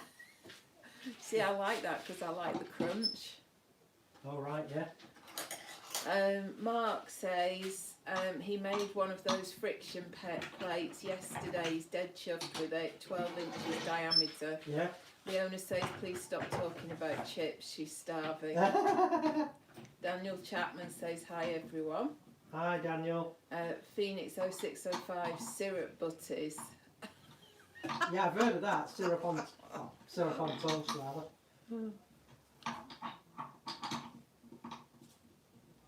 It always turns to food, really, in the chat. Yeah, it does.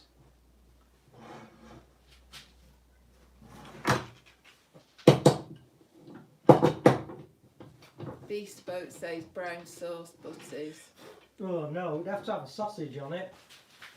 Nathan says sugar butties, exclamation mark. I know, Nathan. They're good. I've not had any for a long time, but Scott says, right, after 15 pens in 3.5 hours, he needs to go and package them up and get ready for his early start at work in the morning. So he'll try to catch us all tomorrow night. Well, have a good night's sleep and a good day's work, Scott. Yeah, bye, Scott. Tiny Turner says it does always turn to food. She's noticed that. Banana butty with brown sugar, says Gentleman Woodturner. Don't think I've ever had a banana butty. Curry sauce and chips. Yeah, that's all right. Curry sauce and chips.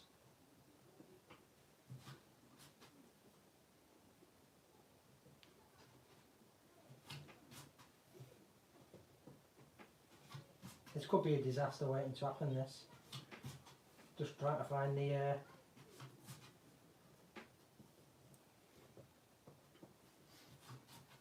Job for the sighted people, this.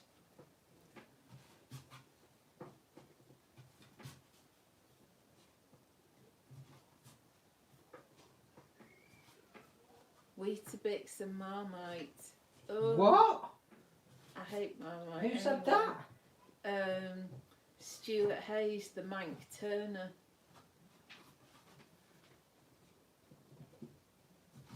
Can you manage? Well, because I forgot to mark the centre point. Yeah. I'm struggling to find centre. This is just, and I can't.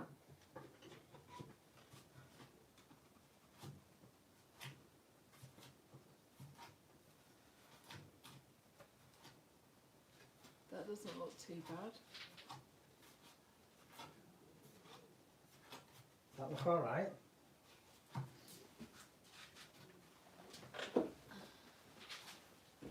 Looks alright from here, but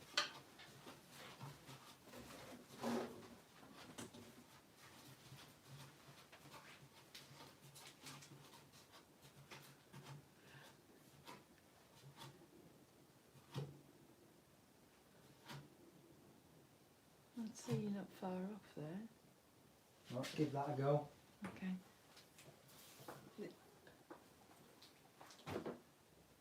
Let me just look over this side.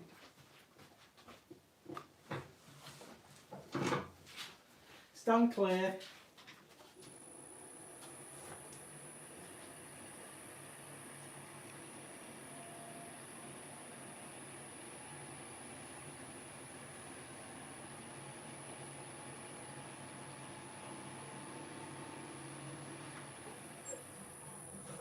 See, all I'm after is just putting a chamfer on that spigot. So, what's the worst that can happen? What's the worst that can happen? Yeah, my fault, forgot to mark my centre point.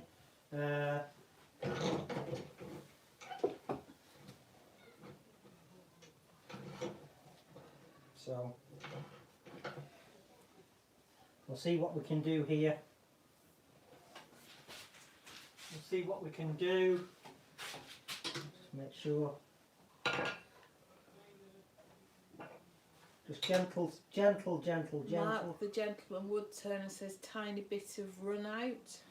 Yeah. See if we can work around that with a gentle bit of finesse. Just stand clear.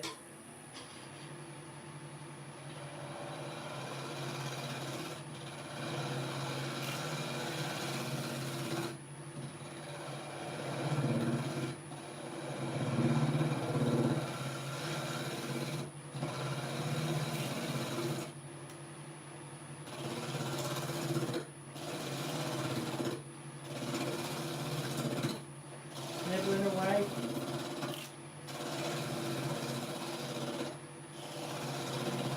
Glyn says, are you still turning? He's had his tea and 4 beers and you're still at it.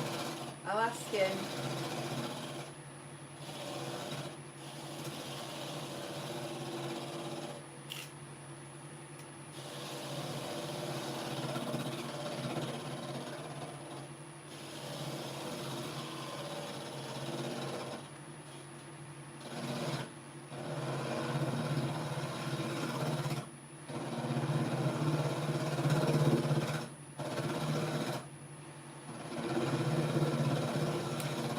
Am I still at it? Last time someone said that to me, they got in a bit of mither.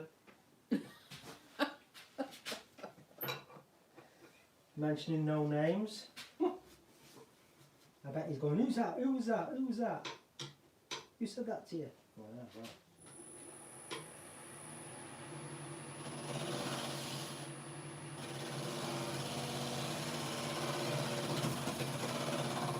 He says it's not certified as it's not actually a finish.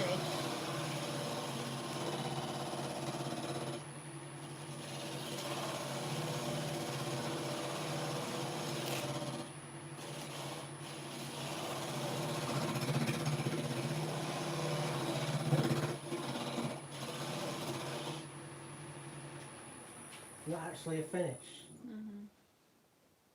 What's it classed as? I don't know.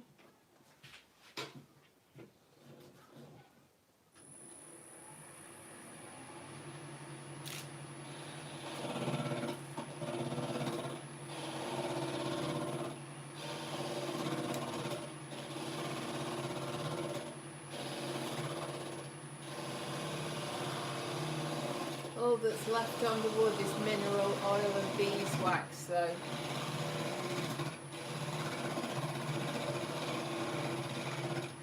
Radio.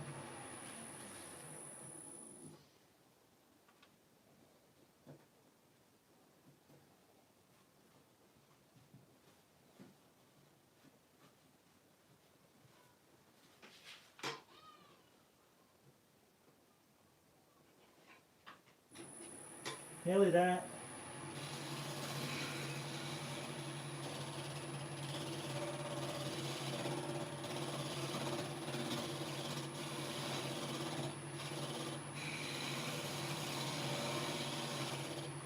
So I'm just taking my time, obviously, because I forgot to put the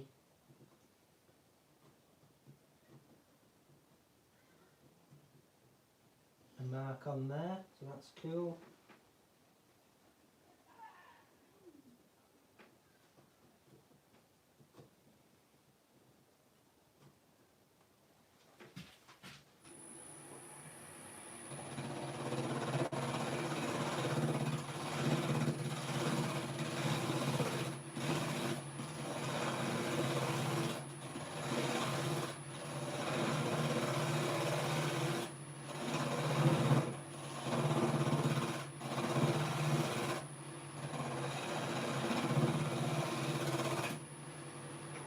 Glenn says if he was selling the pieces as food safe, he would use a certified food safe finish over the top. Rightio.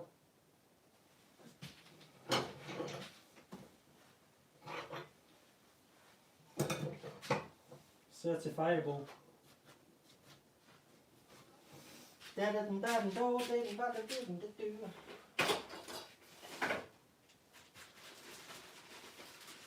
Georgina likes your unique signature that you put on the bottom of bowls.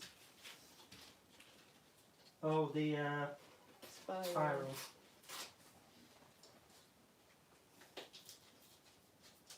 Spiral.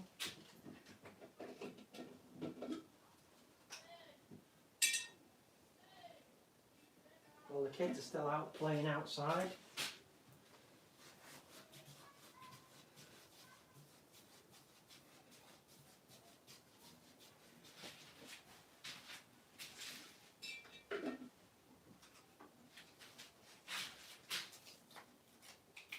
So I'm just going to put a normal dust mask on.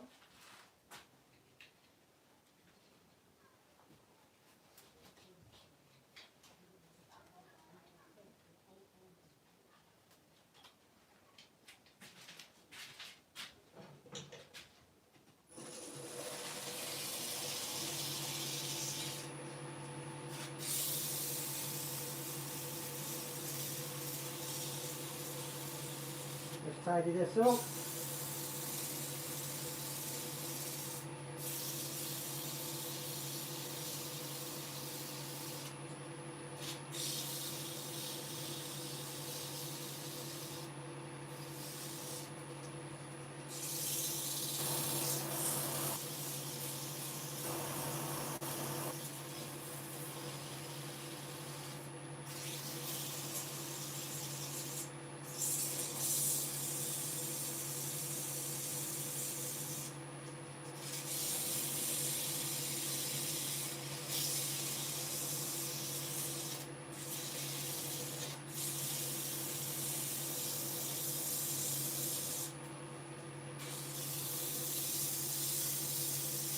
So I'm still feeling what's going on.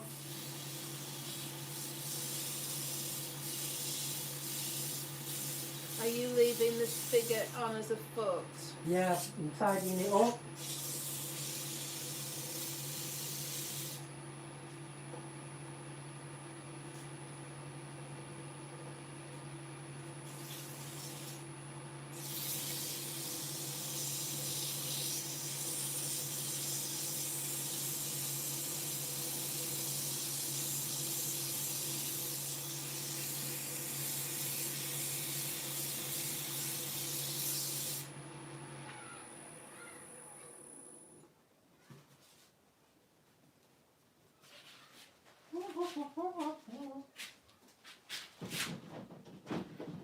A box of offcuts of abrasive.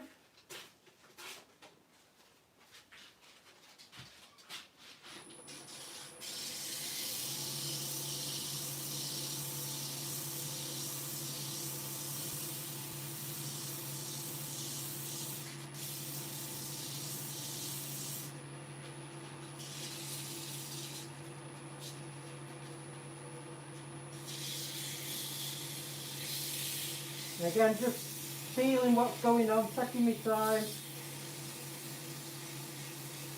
Alan Stock says, Dave Reach said a bowl without a foot is a bowl without a soul. Yeah.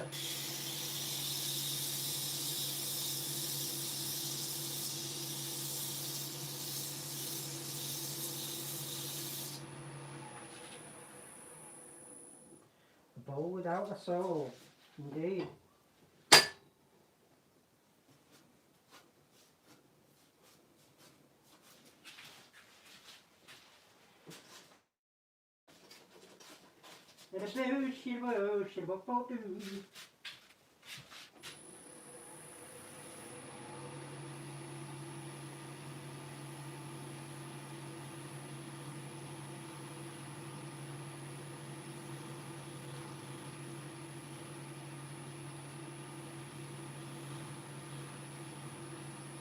It's all about feeling what's going on. Feeling.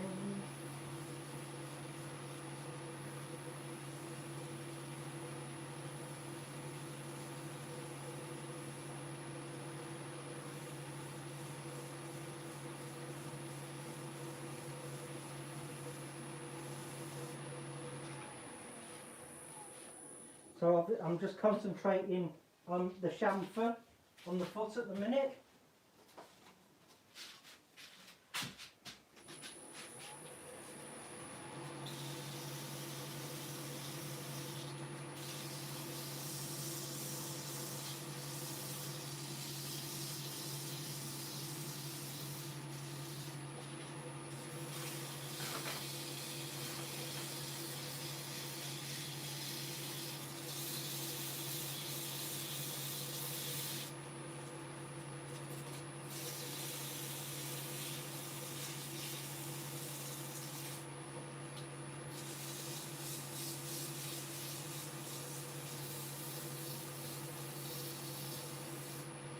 You see, I just refuse to be rushed. It's just all about taking your time, feeling what's going on.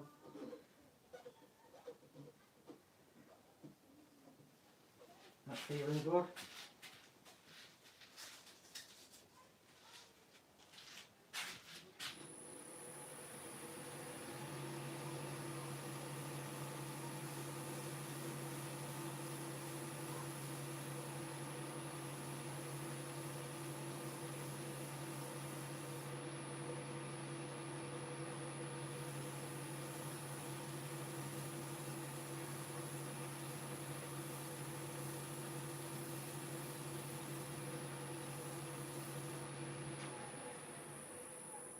Yeah, they're very good, these push plates, but remember, I remembered last week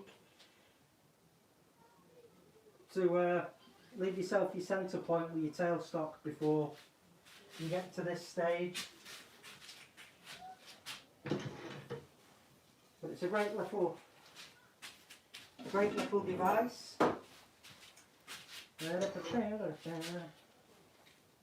So what we're going to do now is just get rid of this for the time being. Put it there. Then I can have a feel for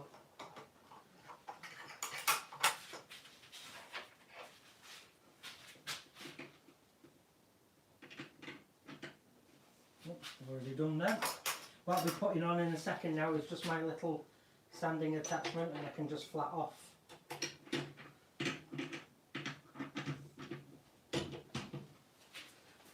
the bottom.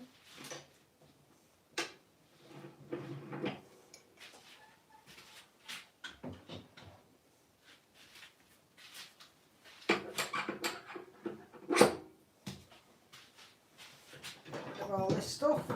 What time is it, Nicola, please? 9:20.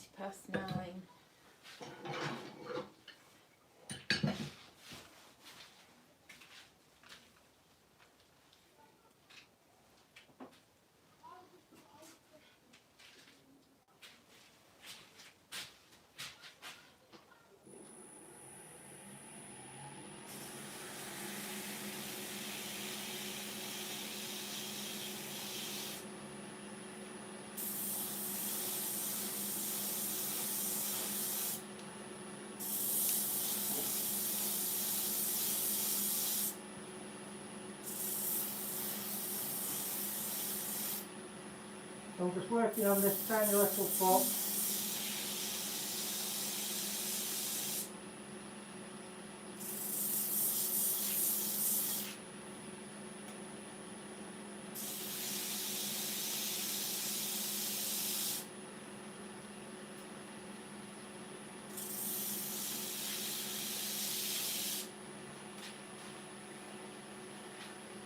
Get my little rubber cleaner out.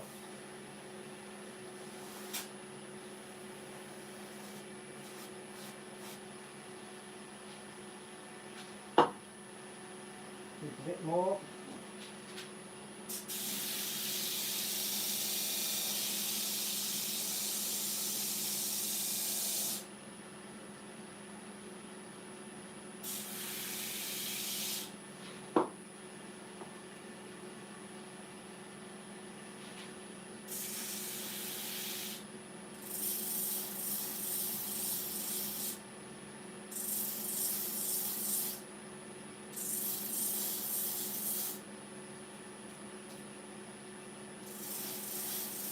So I'm just feeling for where I need to address.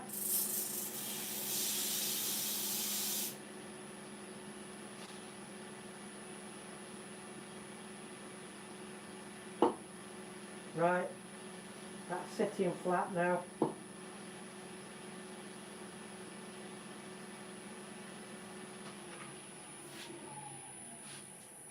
Glyn says your muscle memory is incredible.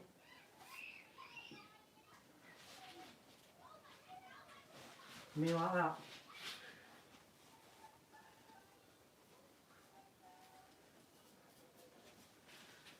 Muscle! So,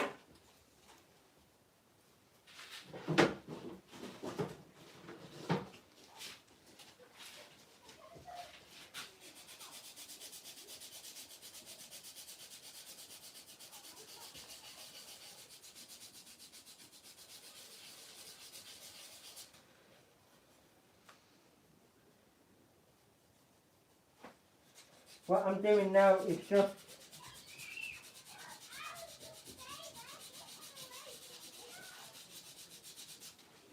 hand finessing.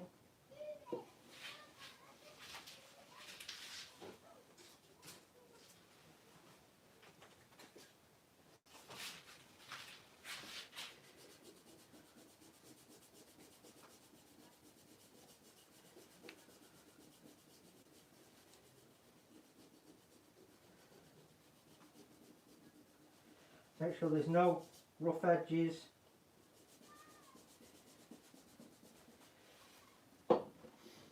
People like it. Nice piece, great piece. David's saying he needs to source some olive wood.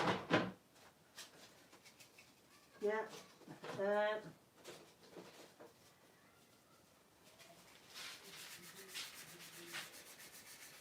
Well, there's this. This is the business card from the guy that gave me that olive wood. Yeah, olive wood turning.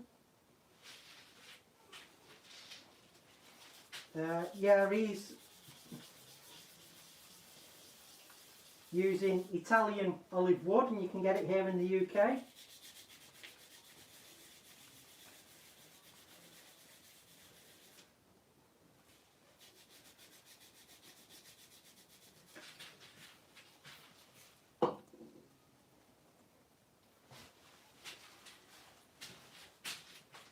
So,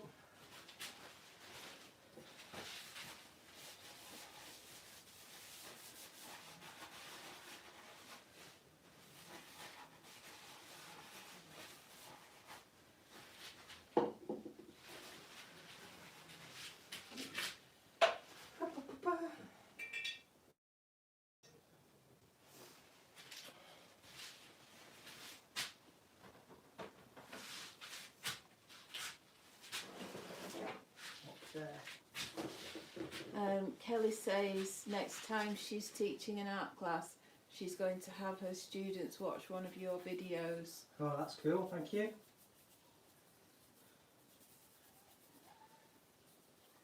I'll just get some more oil all over this.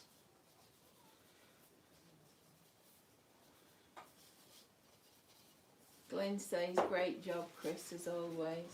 Cheers, Lynn. So,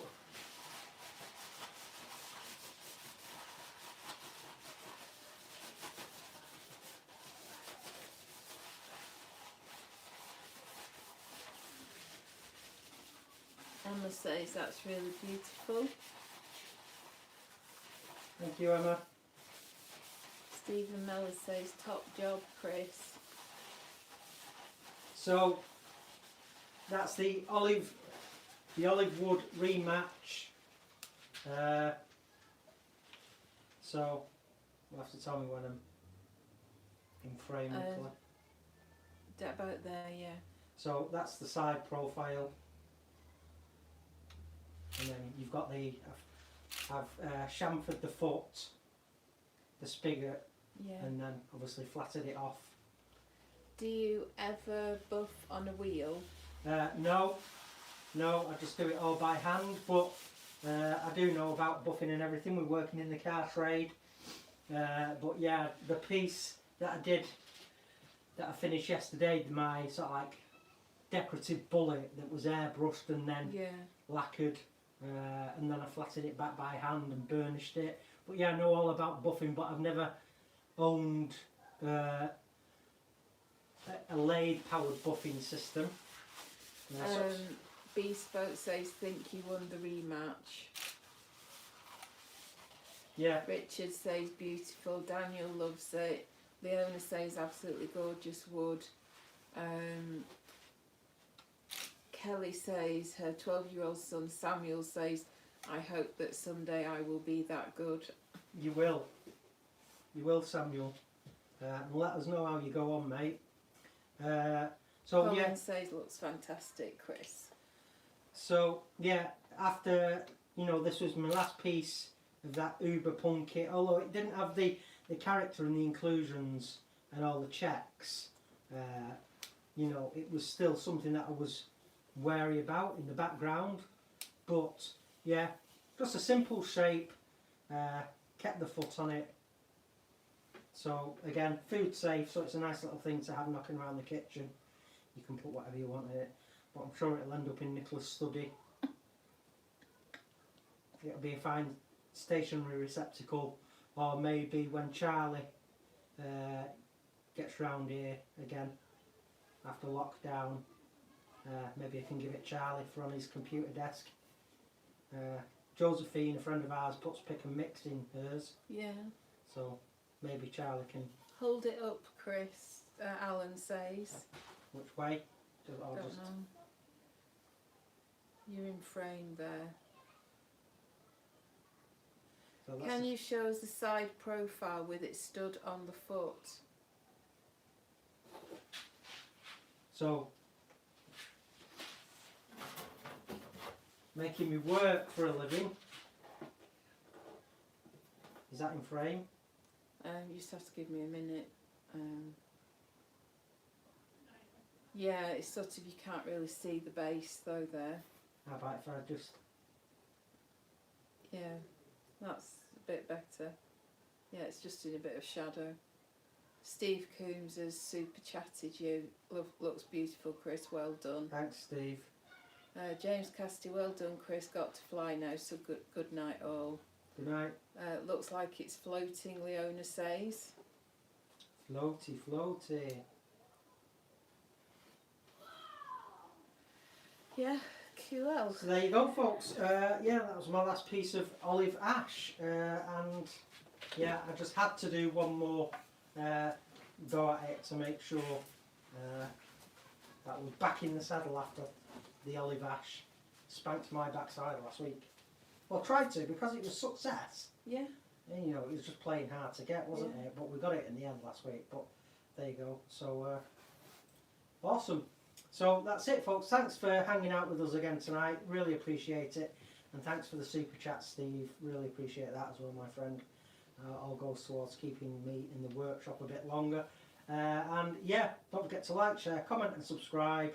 And keep on turning, everybody. So until the next time, we shall bid you good night, good day, wherever you are on this amazing planet. And if you can, join us tomorrow, 7:30 p.m. BST, UK time, British summer time, for At Home with the Fishers. So, bye. Bye.